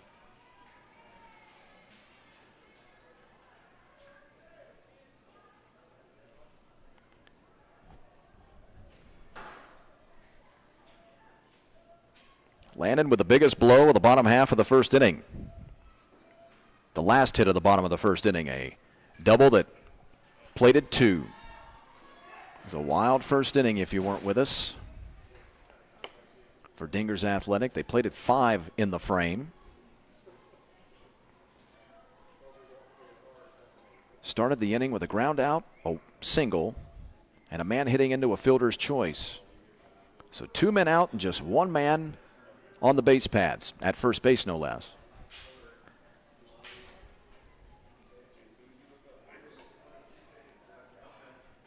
But then the next 3 men reached. Double, E4, double. Check that, the next 5 men reached. On a double, reached on an E4, another double, reached on a strikeout, pass ball, and then another double. And Cawthorn is now just singled into the right center field gap for a base hit. Coming around second base and headed for third is Mendez. They're at the corners with 1 man out in the bottom of the third.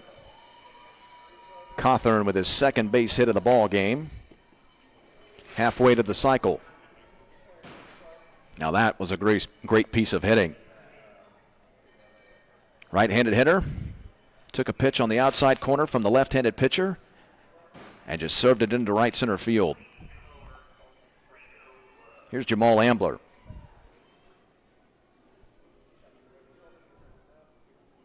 Ambler, one of only 3 men in the Athletics lineup to not reach the base paths in this ball game.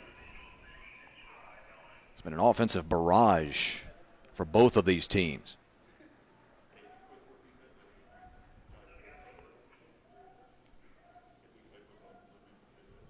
Runner going from first. And they'll just throw right back to the pitcher. Let him have the second base bag. Cawthorn still get credit for the stolen base.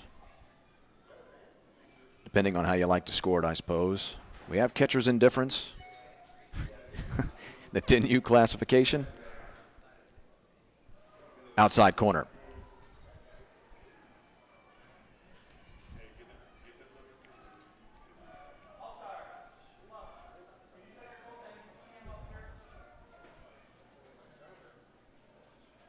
Even with the bag at third defensively.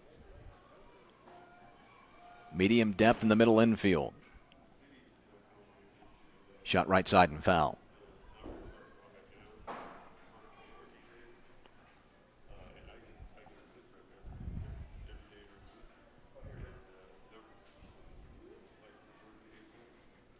Ambler, a flyout victim in his only other plate appearance. Retired F9 to win the first. And he lines this one in the left. May fall in, does for a base hit. 1 run going to score. Second runner will hold up at the third base bag.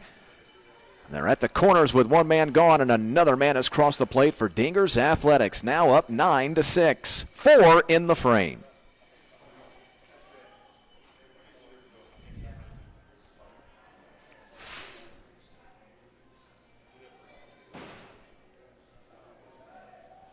Guys, you know I was joking when I said first 1 to 15. Ball in the inside corner. Good job of turning on it by Ambler. to pull it in the left. So now he has reached the base paths. Now only 2 men in the lineup for Dingers Athletics yet to reach the base paths. Boy, they've been good offensively. Here's Johnny Babineau.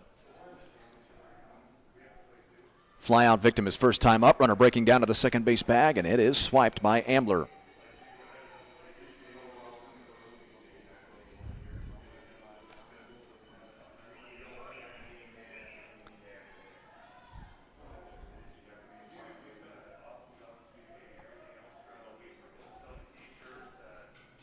Little cue shot off the end of the bat. This ball is trouble, but the second baseman coming over and making the play. Great job to stay with that by Peralta. That's a little more tricky play than it looks like when you're perhaps watching it on your laptop, your tablet, your cell phone. But this is actually a bit of a tough play here for Peralta because it's kind of a cue shot that kind of came off the end of the bat after a big swing. Plus, you're looking into that aforementioned high sky here. And the sun that's just above the stadium at, just past 12:30 here Eastern Standard Time in Atlanta. He's able to make the play. Babineau retired on a pop-up P4 if you're scoring at home. And here's Jackson Locke. Leadoff man for Bobby Locke's team. 0 for 2. Ninth man to bat in the inning.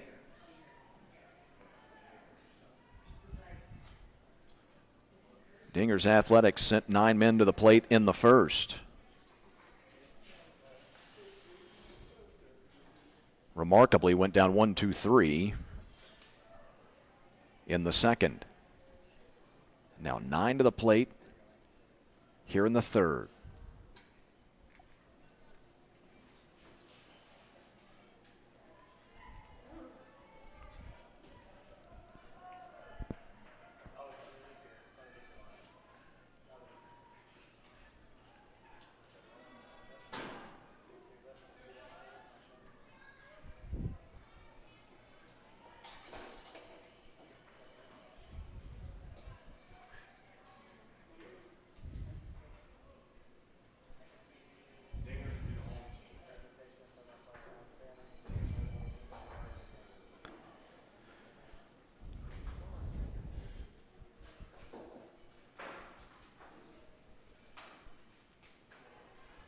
Good battle here.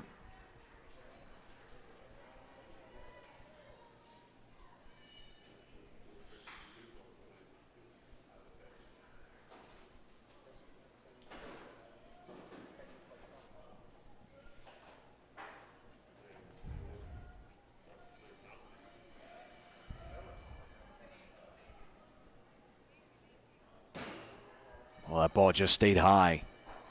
Myers wanted that call. It was a good pitch nonetheless, just left it a little high, according to the man in blue. Now the deuce is wild. 2 balls, 2 strikes, 2 on, and 2 out. Got the outside corner with the fastball.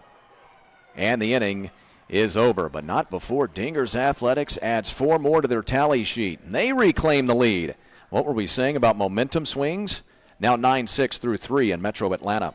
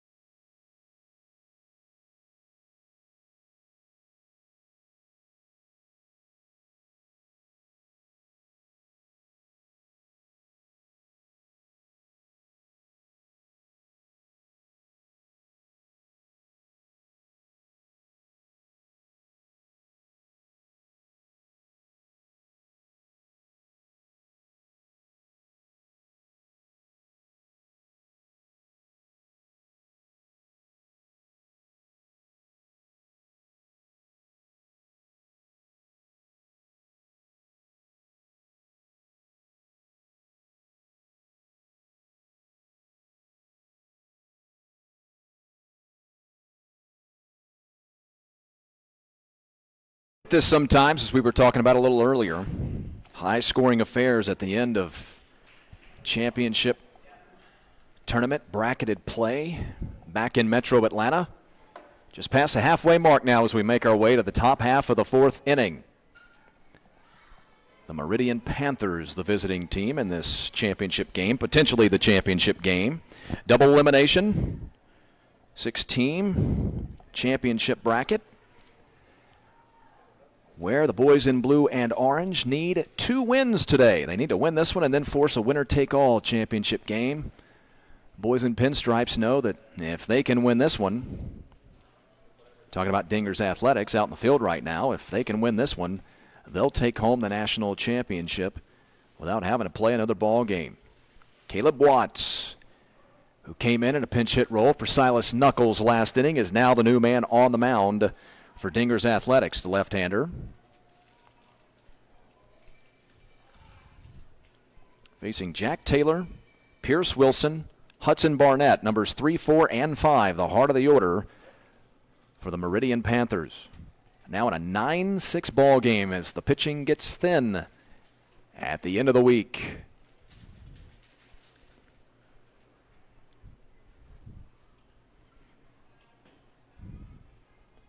Hot day here in Metro Atlanta already, just past lunch, depending on your definition of lunch, 12:30, 12:45 here in Metro Atlanta. It is hot already, and it is humid, but not quite as bad as it can be this time of the year.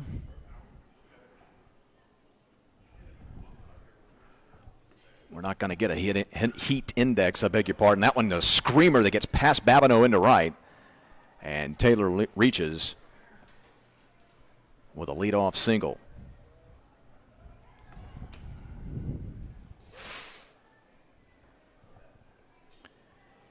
Here's Pierce Wilson.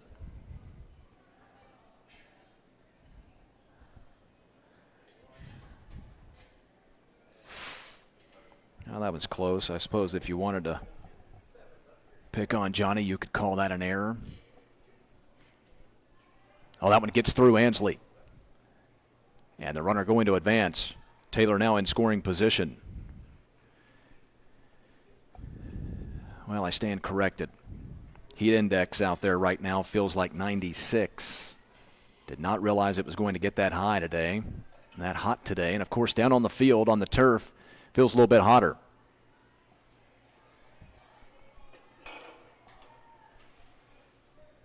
It's part of the storyline, too, the weather, the amount of games that you play. How many games have you had to play from the elimination portion of the bracket? All that comes into play for these young men. That one off the outside corner. Good eye there by Wilson. Pierce, who plated a run in the first with a sacrifice fly. He scored a run in the third after he reached on an E1.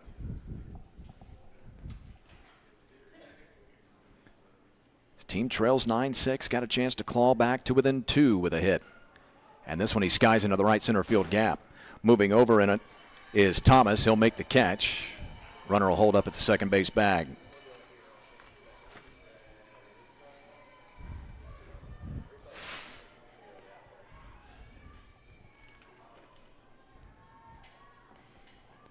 So an F8 for Wilson here in the fourth. And here's Hudson Barnett. Barnett with a couple of the biggest hits of the ball game so far for either team, but especially for the Meridian Panthers. First the pitch. Fastball that stays high. A key RBI base hit, single in the first. That plated the second run of the ball game. And right in the middle of that third inning, he came up with a massive 2 RBI double and later scored a run as part of that 4-run uprising in the third. That was just last inning. That top half of just last inning feels like it was 45 minutes ago. Maybe that's because that's probably when that inning started, was 45 minutes ago.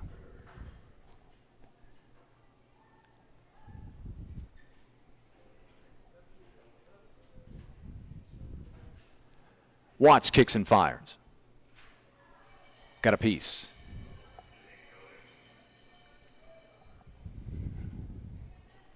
Fans, want to remind you we're broadcasting live from Lake Point Sports in Atlanta, Georgia. Lake Point Sports, a premier youth sports destination in the country where the top baseball players from around America come to play on their 8 all-turf Major League Baseball fields. State-of-the-art live streaming and video on-demand technology. Learn more about this beautiful 1,300-acre campus at lakepointsports.com. That's lakepointsports.com. There's a great shot of field 14. You see some of the great sponsors of Lake Point Sports. Prep Baseball Report, PBR. Saw the Shaw logo on the left-hand portion of your screen. I used to be a Shaw employee. A lot of coincidences for me here today. That's strange. 2-2 count. That one bounces up there. Counts now run full. Dingers have walked a ton of men today.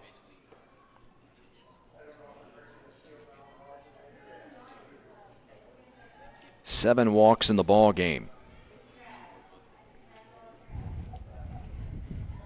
A future Dingers athletic player. Boy, he got a piece of that? No, they'll say that he did not, and it gets through Ansley. Karen does a great job of popping up and getting back to it, but the bases will be loaded nonetheless. I'm sorry, runners will be at the corners.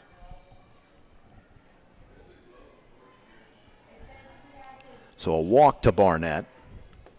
He's on base for the second time in as many innings. And here's Ashton DeFada.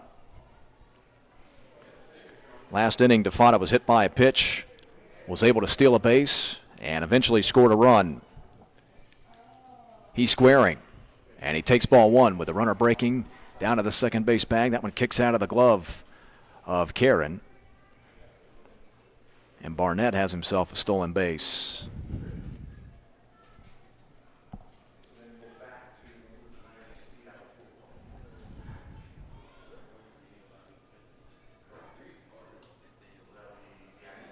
Swing and a miss.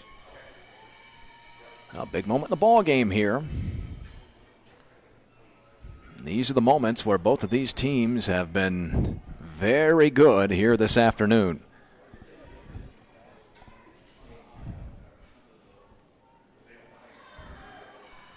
I'd love to see what the number is as far as average with runners in scoring position in this ball game. We've had a few misplays defensively and a few official errors in the ball game. Little cue shot off the end of the bat. May have tried to check it. Throw down to the plate. And they've got him. DeFada reaches on the fielder's choice.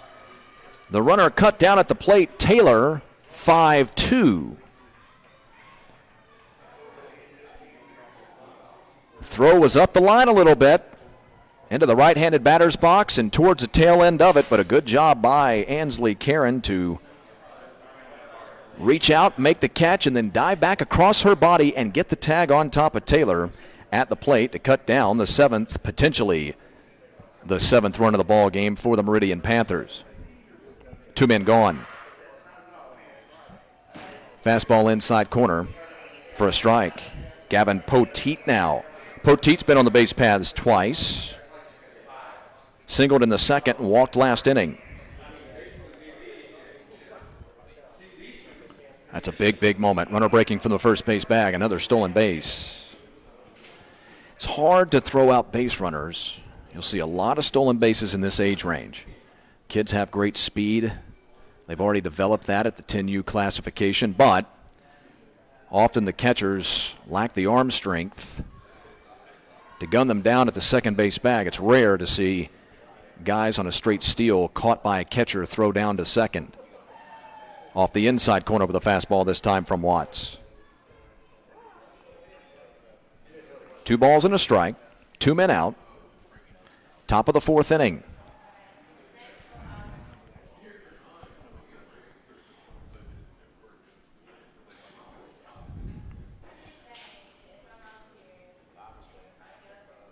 Swing and a miss. 2-2 count.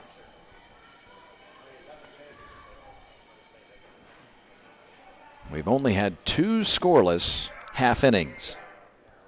Both teams threw up the donut in the second inning. Watts is set. And his 2-2. Little nubber off the end of the bat and foul. 2 in the first, 4 in the third for the Meridian Panthers. 2 in the first and 4 in the third. Meanwhile, 5 in the first and 4 in the third for the Dingers.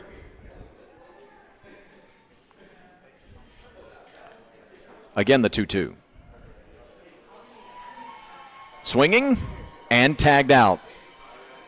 And so the Dingers Athletics do get out of the inning without a run scoring. How about that? A single and a walk with a stolen base in as well. We had ourselves a play at the plate, but Meridian Panthers are held scoreless in the fourth. 3-run game.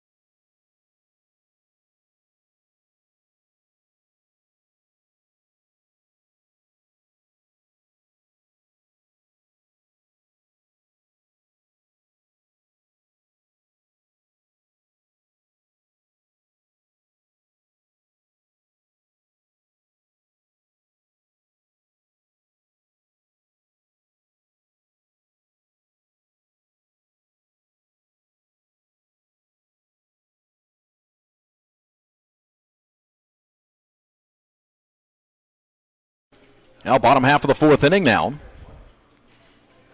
So we get into the back half of the ball game. The Meridian Panthers need 2 wins today against Dingers Athletics to win the national championship. Meanwhile, Dingers Athletics to the plate in this bottom half of the fourth know that if they can just win this first ball game of the day, their first ball game of the day, they'll be the national champions. True double elimination championship tournament. Jack Taylor now has climbed the mound for the Meridian Panthers. He'll face Ansley Karen, Caleb Watts, Braden Hatcher at the scheduled 3 for Dingers Athletics with a 9-6 lead in the bottom of the fourth.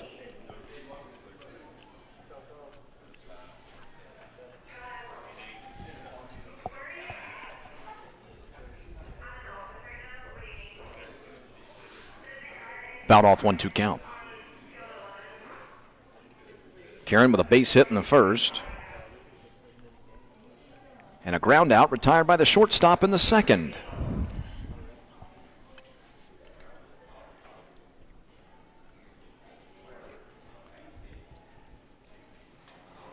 Starting to get late.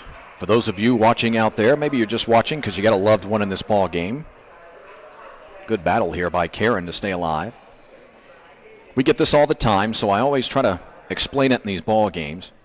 We know we're going to have some uncles and aunts and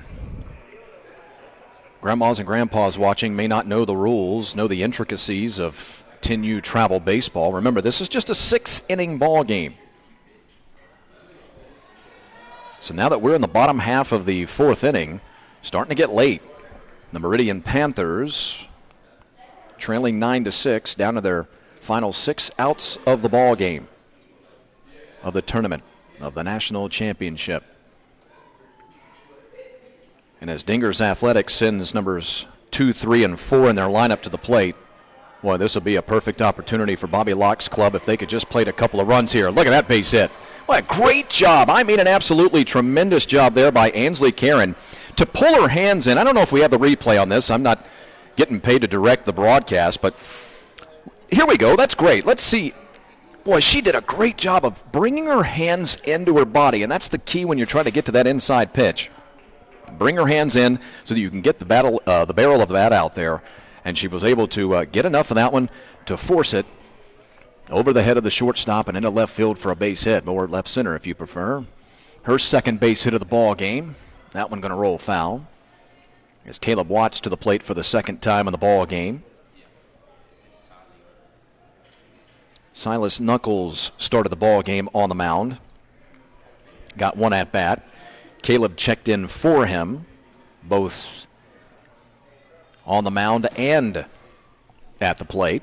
And Caleb doubled last inning to start that frame. Later came around to score a run, and he was the catalyst for that 4-run third inning, just last inning. Into the inning trailing 6-5, out of the inning leading 9-6. I like this kid's swing. All these kids are skilled, of course, but Karen down to the second base bag. Oh, great throw, great throw. She slid past the bag, I believe, and now they're going to get the tag on. Indeed.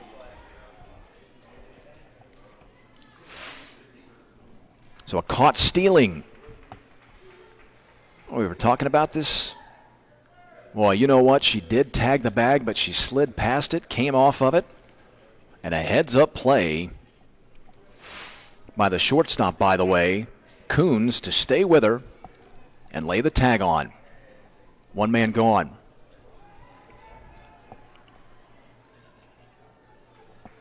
That one fouled away right side. Still 1-2.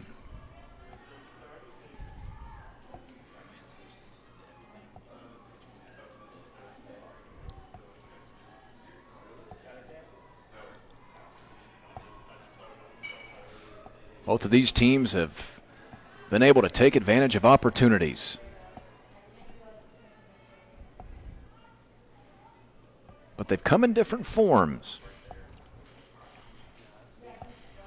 Dingers Athletics has just continued to swat with the wand, if you know the baseball term. Deep right center field. This ball is smoked into the gap. It's going to hop over the wall on one hop. And Caleb Watts has his second consecutive double in as many at-bats and in as many innings. Dingers Athletics now with 11 hits in the ball game, and that's been their M.O. this morning and afternoon. They've been swinging the hot stick. What a gorgeous swing there out of Watts. My goodness.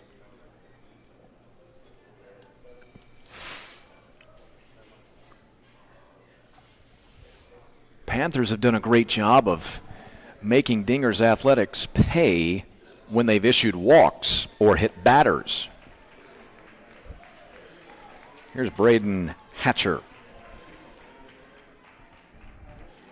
Braden with two RBI in the ball game.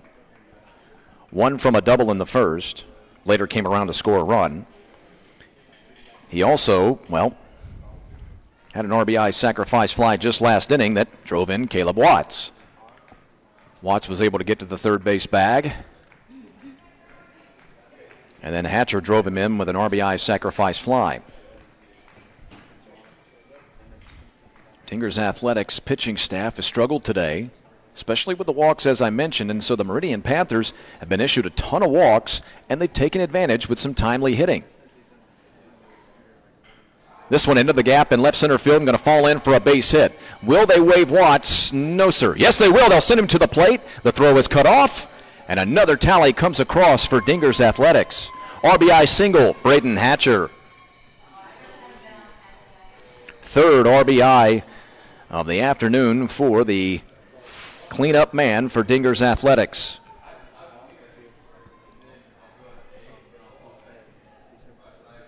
But again, on the other side for Dinger's Athletics, I just mentioned Meridian and what they've been able to do offensively. For Dinger's, it's been a different story. They've been creating their opportunities with base hits. And they've been relentless with it. Here's Chance Thomas. Chance reached on an E4, came around to score a run in the first. He tripled last inning and eventually scored a run. In the first, Dinger's Athletics had 1 man on and 2 men out. 1 man on, 2 men out, ended up scoring 5 runs. Got the help of an instant replay as well.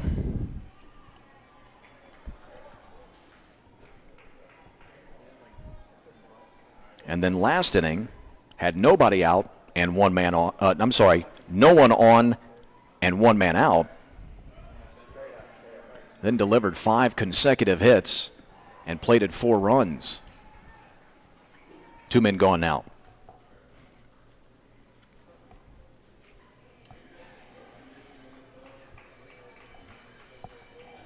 (10-6) ball game. 4th inning.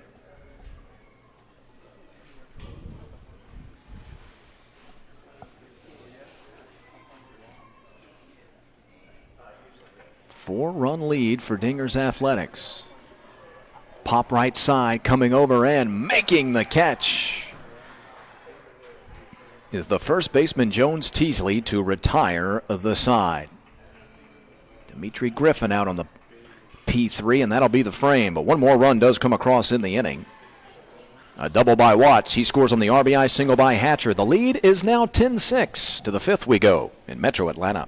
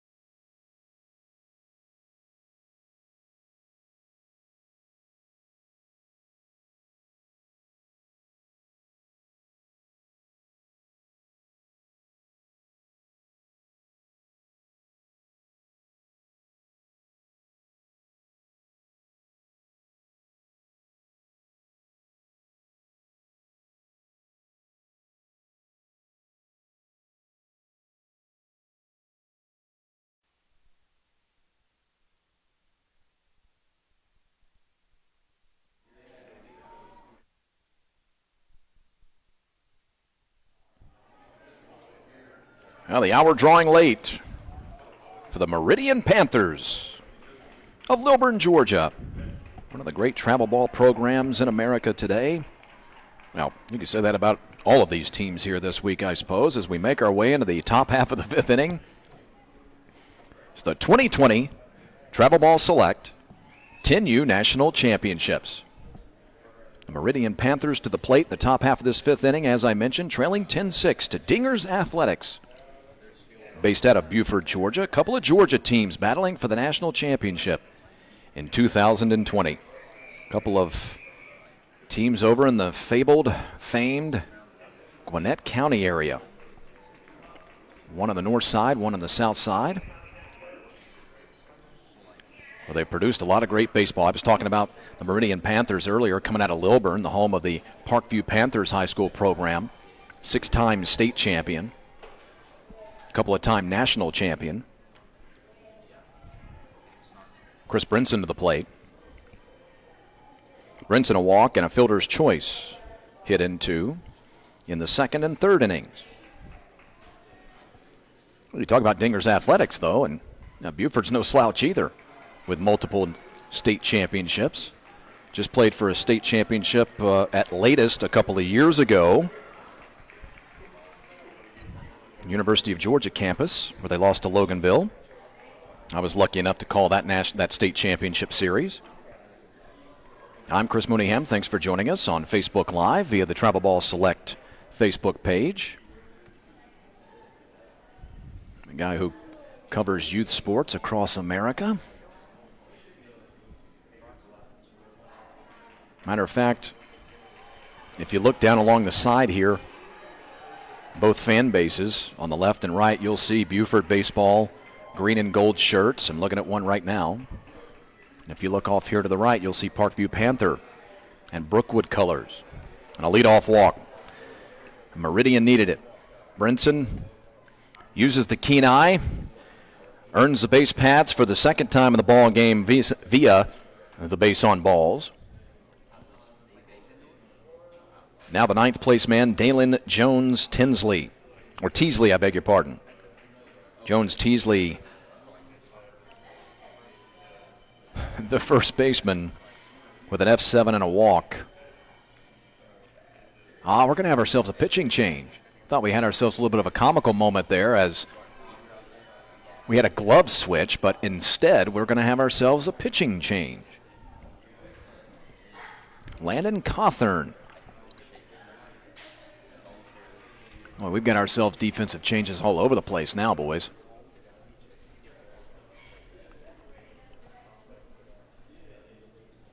Well, we'll get all that sorted out, but what we have to focus on in the immediate is that the third baseman, Landon Cawthorn, has come across.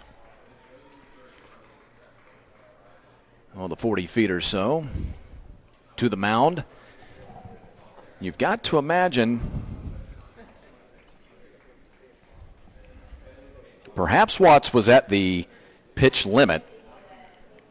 Don't have that number updated right here in front of us.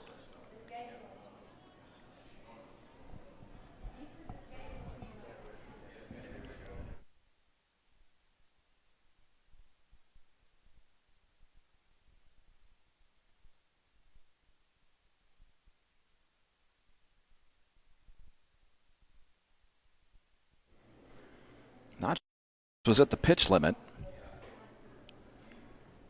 But this might be the type of moment that they were waiting to bring in Landon Cawthorn, I beg your pardon. Cawthorn, the third baseman to start the game defensively. Landon Cawthorn. Make sure I get it right here. I think I just hacked up your name twice, young man. But in all seriousness, you got to wonder if they're bringing him in to be the closer. Dingers Athletics, 6 outs away from a national championship.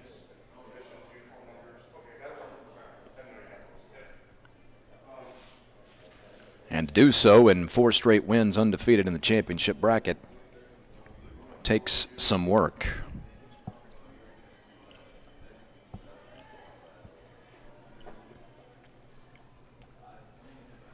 Braden Hatcher switches from his extra hitter position, now takes over at third base. And Caleb Watts is now the new first baseman. So there's the answer to our questions. Babineau checks out of the ball game.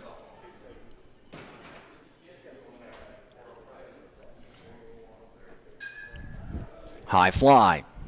Back on the ball, staying with it, making the catch. For out number 1. That was Dalen Jones-Teasley with the fly ball, F7. Out number 1.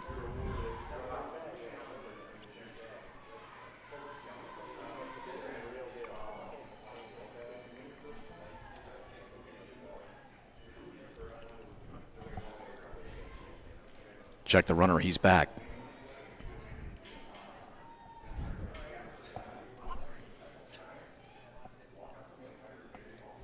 Ronnie Myers being pinch hit for here. Karen going to try to throw and get the runner, surprise him at the first base bag, unable to do so.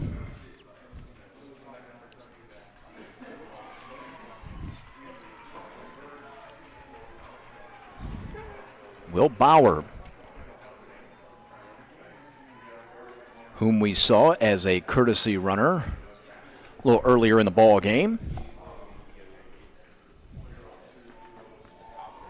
is now pinch hitting for Ronnie Myers. Myers was 0 for 1 in the ball game. He walked in the second and was caught on a backwards K in the third. Bauer's first at bat of the ball game, staring and waiting for a 2-1.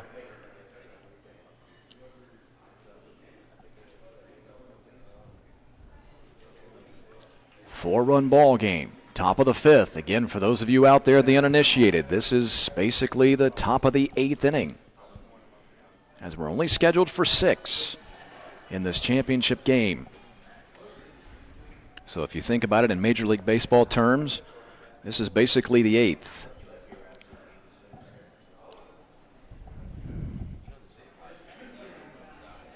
Panthers down to their final 5 outs. 3-1.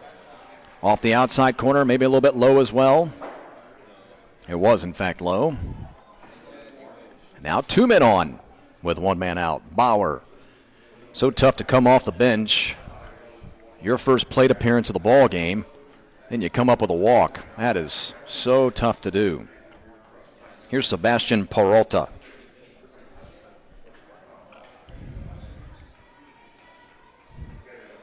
Peralta, a 1-for-2 day with a single and a pop-up. He also has a walk on his tally sheet. That one sweeps outside from Cawthorn.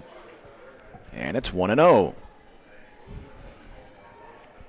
Are the Panthers putting together another offensive rally? Strike outside corner. Well, they do have 2 walks in the inning, and we talked about that. That's been a big storyline in this ball game. It's been hit after hit after hit for Dingers Athletics to create their offensive prowess today. That one in the dirt. Gets away. Both men going to move up 65 feet. 2 in scoring position with 1 man out. Meanwhile, Meridian's been good in taking advantage of opportunities, so give them their credit. But make sure that you also list on the storyline of this ball game the Dingers Athletics with 10 walks in the affair, I believe is the count. Let's make sure we get it right.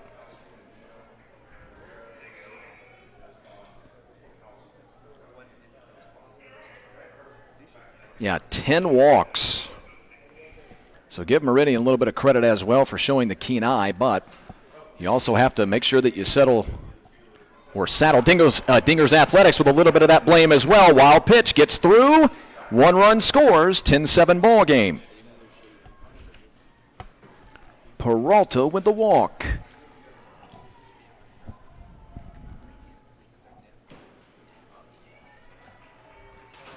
Three walks in the inning now. We'll take another look. They spiked that one. Karen never had a chance.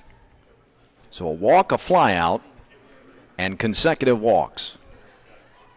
At the corners with 1 man out.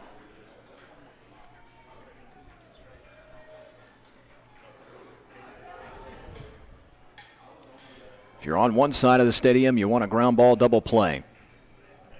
If you're on the other, you'd love a base hit here. Zach Coons with a walk in the first and then consecutive strikeouts since. Both swinging. And they came in the second and third. Cawthorn set. Throw to third and the runner back. If you make that move to third, you have to throw to third. You cannot fake the throw to third and then wheel and throw to first. That is an automatic balk. Runner going from first. And he's got it stolen. Peralta moves into scoring position. It's Bauer at third and Peralta at second. Good speed on the pads. Base hit could bring the Panthers back to within a run. And a fastball stays high.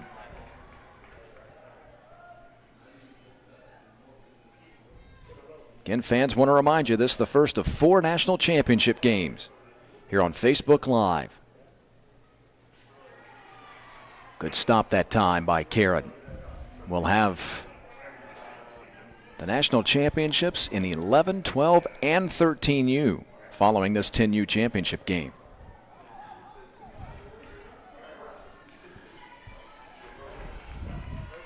If you've never seen 13-year-olds play travel ball in a national championship, I'd invite you to join us for that. High pop on the infield. Exactly what Dinger's Athletics wanted. Watts with the call and the catch, and 2 men out.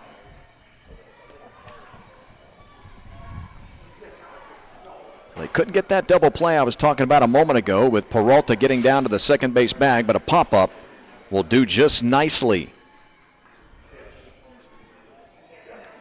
And here's Jack Taylor. Ground ball, left field, base hit. 1 run is in to make it 10-8. They'll hold the runner at third. Now he's trying to catch the defense snapping, which he does, and he scores.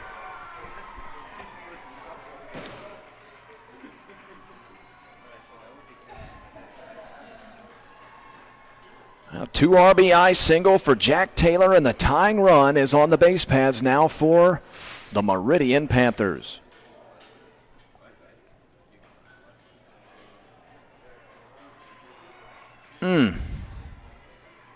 Threw it over the head of the cutoff man, and then the man who ended up with the baseball had no idea because he was trying to do his job and back up the cutoff man.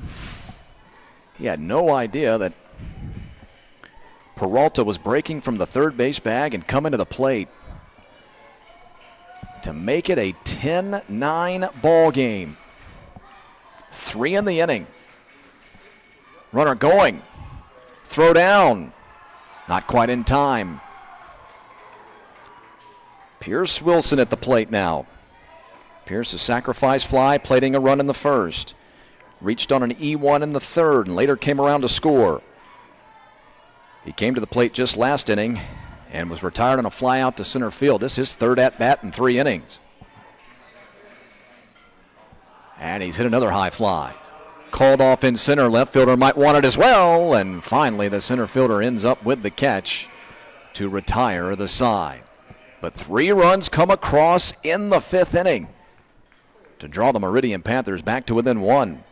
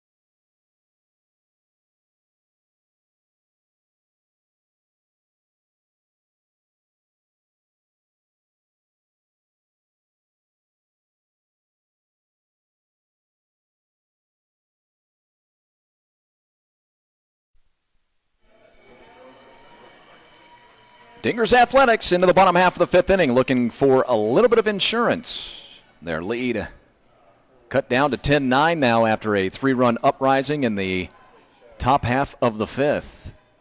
And here they come to the plate with Joseph Mendez, Landon Cawthorn, and Jamal Ambler. At least that you're scheduled. 3 in the inning, and as a matter of fact, look at that. Just as I mentioned it, Joseph Mendez being pinch hit for. And that one fouled off to the right side, not a play. Get you the new, or the number, and the listing for the new man on the mound. I'm sorry, at the plate for Dingers Athletics.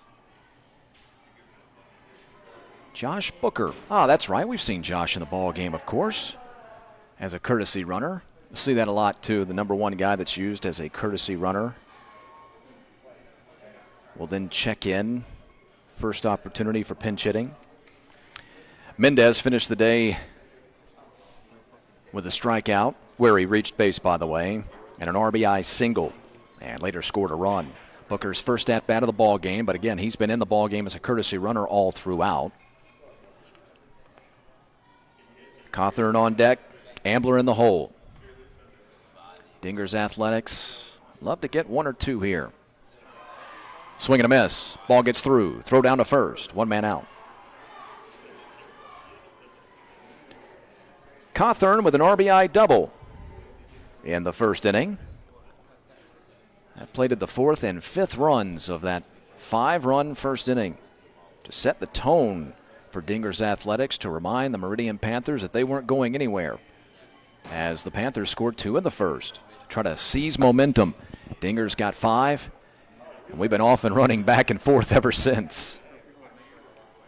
He also singled and was able to steal a base 2 innings ago. Talking about Cawthorn.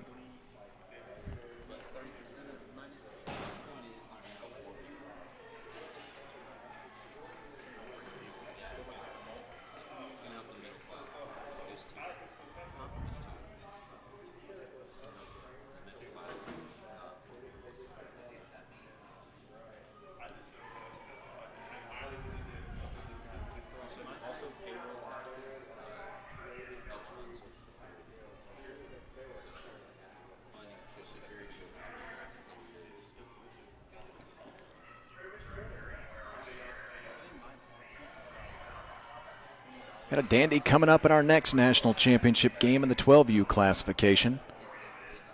Georgia versus California for the national championship.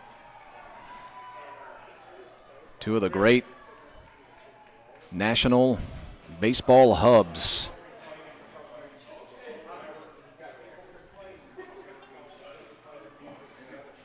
Dingers Athletics had another team in the national championships this week. I forget what age range it was, to be quite honest with you, but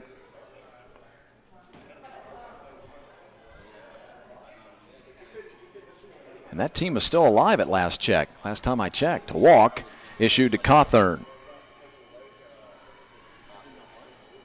Well, Meridian Panthers, they've given up a ton of hits in this ball game, 12 in the ball game, but very few walks. They have made Dingers Athletics earn it, so a lot of kudos to their pitching staff in regards to that. They've been on top of the plate. In fact, you know what? That is the very first walk of the ball game. Wait, could that be right? Let's make sure. That is the very first walk of the ball game issued by a Meridian Panthers pitcher. How about that? Here's Jamal Ambler.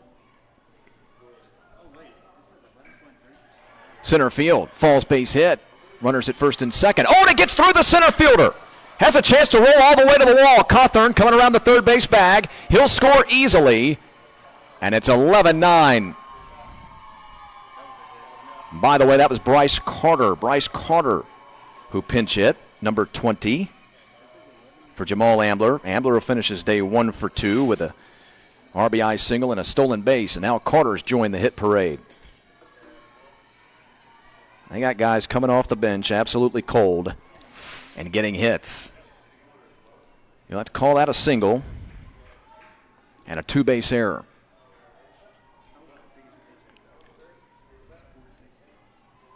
Fastball sweeps off the outside corner. Now we're getting more guys into the ball game. It's going to be number 28, Gregory Rauch. First at bat of the ball game for Rauch. He replaces Johnny Babineau, who was 0 for 2. Swing and a miss. That's a big run. Big run going into the top half of the final frame coming up here in just a moment. If Dingers Athletics does not get another, statistically such a big difference having a 2-run lead as opposed to 1 run. That one carrying into right and pretty well hit. Moving back on it and maybe misjudged it. All the way to the wall, make it a 3-run lead now. Heading to third is Rauch with an RBI triple.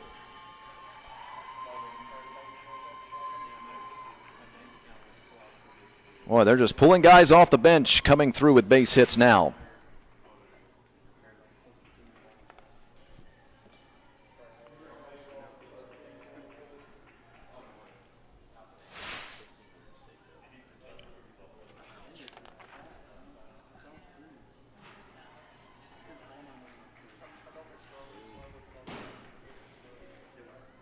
"12-9 ball game.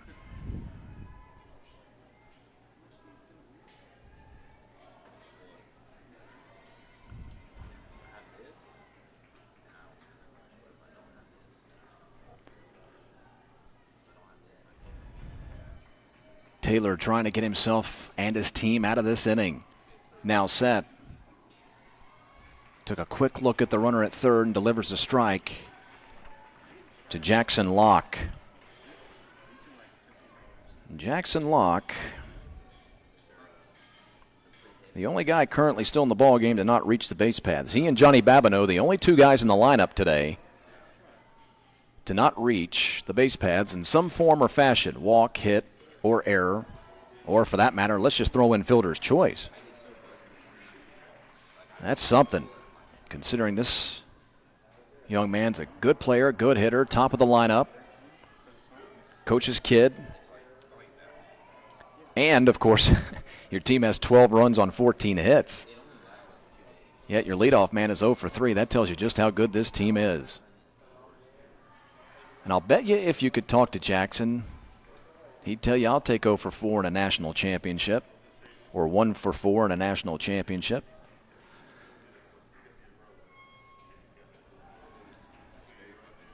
Two-two. Little cue shot off the end of the bat. Falls. No one else there. Locke is going to reach and a runner coming to the plate. Heads up play by Gregory Rauch when he saw that ball elude the grasp of the pitcher Taylor and drop in. Rauch was breaking to the plate and scoring. It's 13-9. That is an RBI single. You got to call that a single. We get another look at it. Oh, yeah.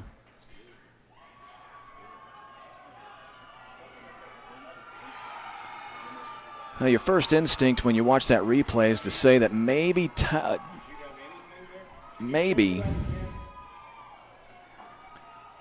Taylor should have. Oh, I'll tell you what, they're replaying this. They may be challenging this to see if it was touched before it rolled into foul territory. I can go ahead and help the crew with that. It absolutely was. You'll see it change direction, right? Right there, it changes direction. Now, that's my opinion. The umpire and crew standing behind me. We'll see which way they go with it.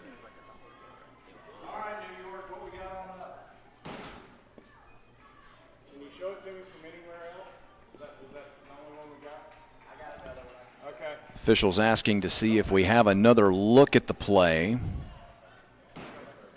Doing their due diligence. That's the right call.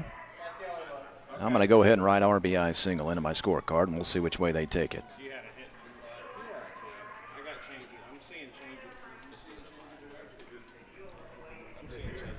Yeah, we're all seeing the same thing up here. One of the officials just asked me. I'm seeing a change of direction, and I couldn't agree more.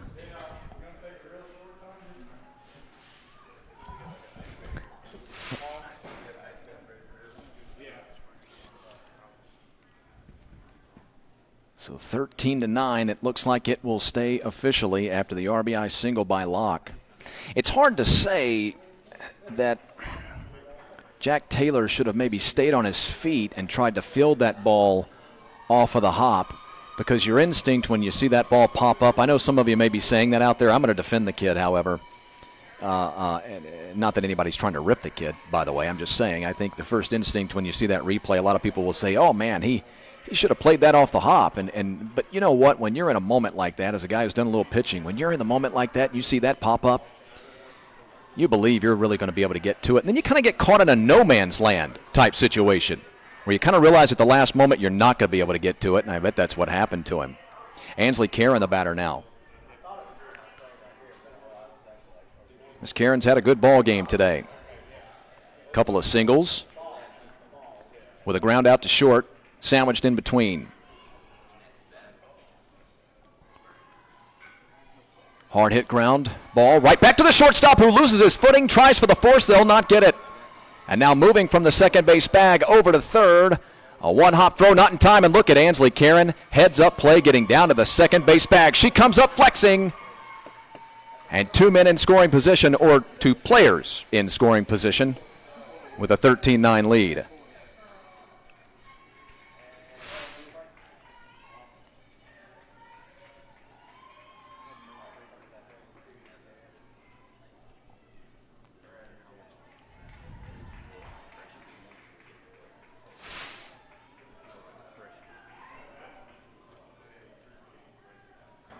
Dingers Athletics trying to pull away.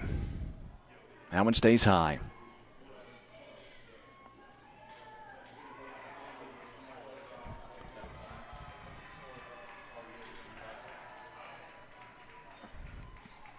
And by the way, we've got ourselves a 6-run ball game right now. That one popped up. Third baseman going to make the call and the catch for out number 2. Run rule does dictate 8 after 5 complete. We've got ourselves a 6-run ball game right now, so all of a sudden you're looking at a situation where Braden Hatcher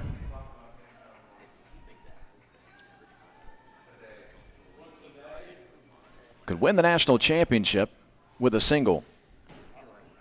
That was Caleb Watts who popped up just a moment ago to the third baseman out on a P5. Hatcher with an RBI double, an RBI sacrifice fly, and an RBI single.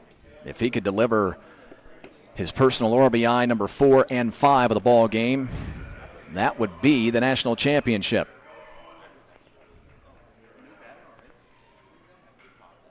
Little looper, right center field, falls for a base hit. 1 run is in. Here comes the second runner, and she will score as well.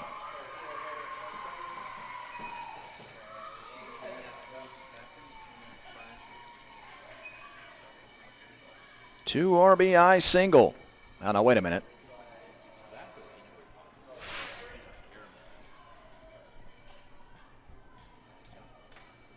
Did we have the run?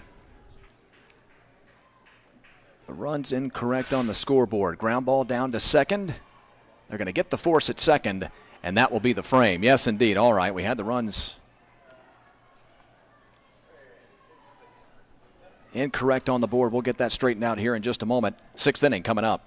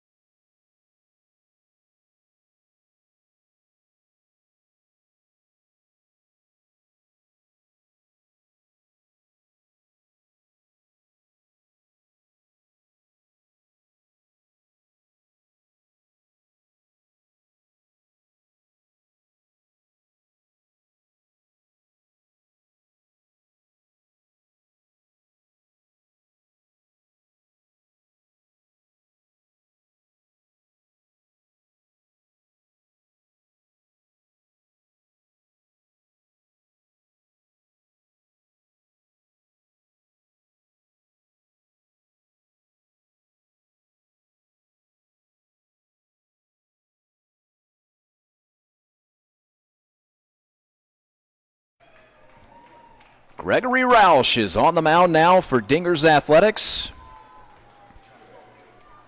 out of Beaufort, Georgia. Led by head coach Bobby Locke, looking for 3 little outs and a 6-run lead to try and close this ball game and the national championship down. Roush will face Hudson Barnett to start the inning. Ashton DeFata, and Gavin Poteet. 5, 6, and 7 in the lineup, your scheduled batters for this 6th inning, the final inning, potentially, of the national championships. 1-1 count.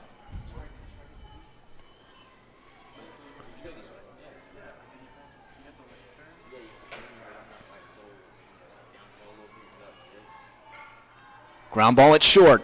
Stay with it. 1 man gone. Barnett's streak of reaching the base paths after a single, double, and walk is snapped. He'll finish 3 for 4 if this is indeed the ball game. After that, ground out 6-3. Here's Ashton DeFata. DeFata 0 for today. Was hit by a pitch in the 3rd. Was able to steal a base and later came around to score a run.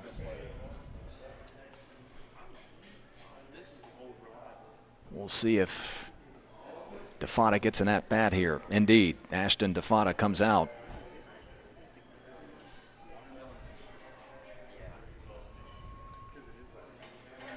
We'll stay on the air as long as we can with a little bit of a celebration at the conclusion of the championships in this 10U classification. Traditionally, we'll stay on the air all the way through the trophy and medal presentations. So you can see the families celebrating all that. And of course, as we were talking about earlier with the National Director of Travel Ball Select, Rick Goff, who's off handling official business. He'll be back with us throughout the day. But as we were talking about earlier, in the era of COVID-19, there will be no direct exchanges out on the field and the close quarters that can be that. Of course, I've been asking the question for a couple of weeks. You know, playoff baseball, one of the great sights in all of sports, is to see the dog pile, the celebration for baseball players after winning a title. It's one of my favorite scenes in literally all of sports. Will we see that? I don't believe that we will. Coach's discretion, you know, to mind the kids and stay with them and talk about it. A changing scene in these modern times. Roush, the righty, deals. That one bounces up there. 2-2 count.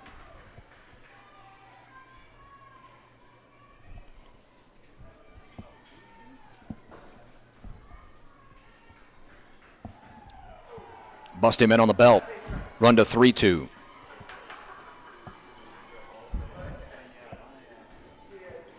Been a good day for the officials. From United Travel umpires, as I mentioned at the top, Wilson Marlar, Kenny Hyatt. A walk with 1 man out. Well, that's fitting in this final frame that the Meridian Panthers would draw another base on balls in the ball game.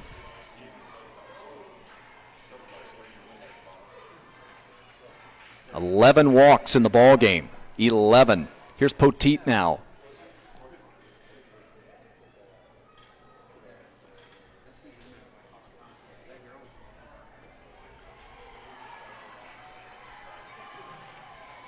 "12 walks in the ball game, I beg your pardon. 12 free passes in this ball game issued from Dingers Athletics to the Meridian Panthers.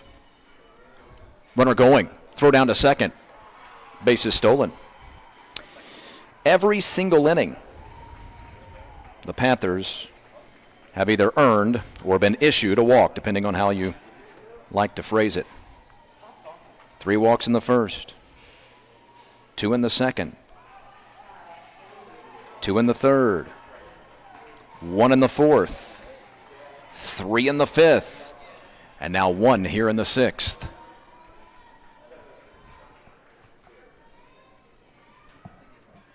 Back into the screen.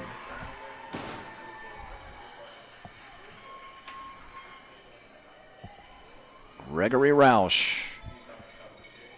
28 in white.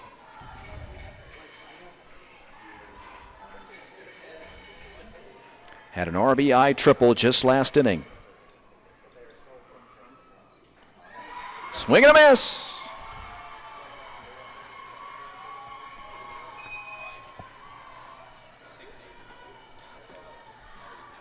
And here's Chris Brinson.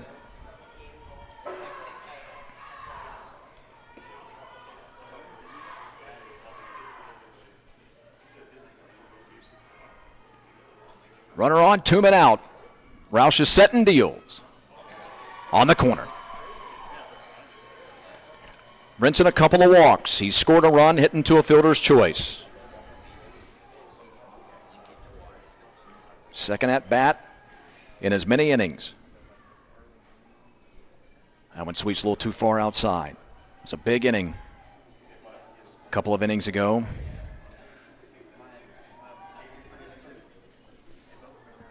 Turns out in a ball game like this, innings where you've been stopped from scoring or putting up a massive number turns out to be the biggest of all innings.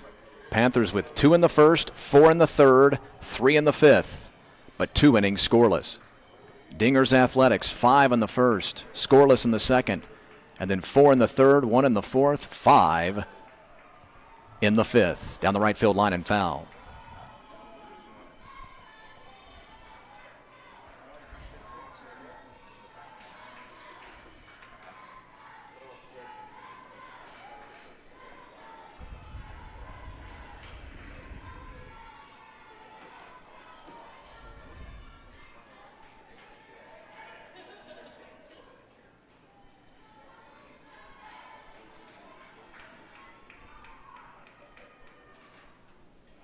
Curveball that didn't.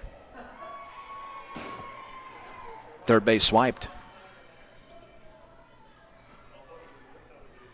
2 Georgia teams meeting for the 10U National Championship.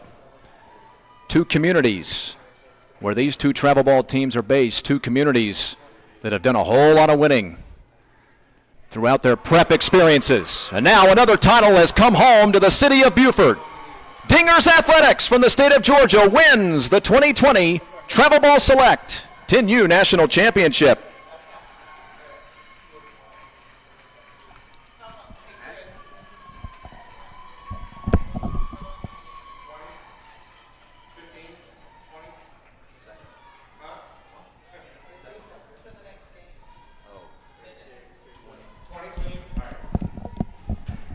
You see the celebration. Wasn't quite the dog pile, but they'll head out and celebrate nonetheless. Where are those kids going? Let's keep a camera on them and find out where they're going. They've got some kind of secret I want to find out about. Dinger's Athletics from the state of Georgia, based out of Beaufort City, with 15 runs on 16 hits. And they defeat the Meridian Panthers from Lilburn, Georgia, who came in with 9 runs on 6 hits. What a great ball game this was between the number 1 seed and the number 6 seed. The state of Georgia wins a 10U National Championship. So for our entire crew here at the Lake Point Sports Complex in Metro Atlanta. Don't forget, folks, by the way, if you love your youth baseball, this is just the first of 3 national championship games we have coming up live here on Facebook Live via the Travel Ball Select Facebook page. We'll have 12U coming up next. Then we'll have 11U after that, and the 13U championship coming up in our nightcap. For our entire crew here at the Lake Point Sports Complex in Emerson, Georgia, I'm Chris Mooneyham. Thanks for joining us, everybody. Dinger's Athletics from the state of Georgia, your 2020 10U Travel Ball Select National Champions.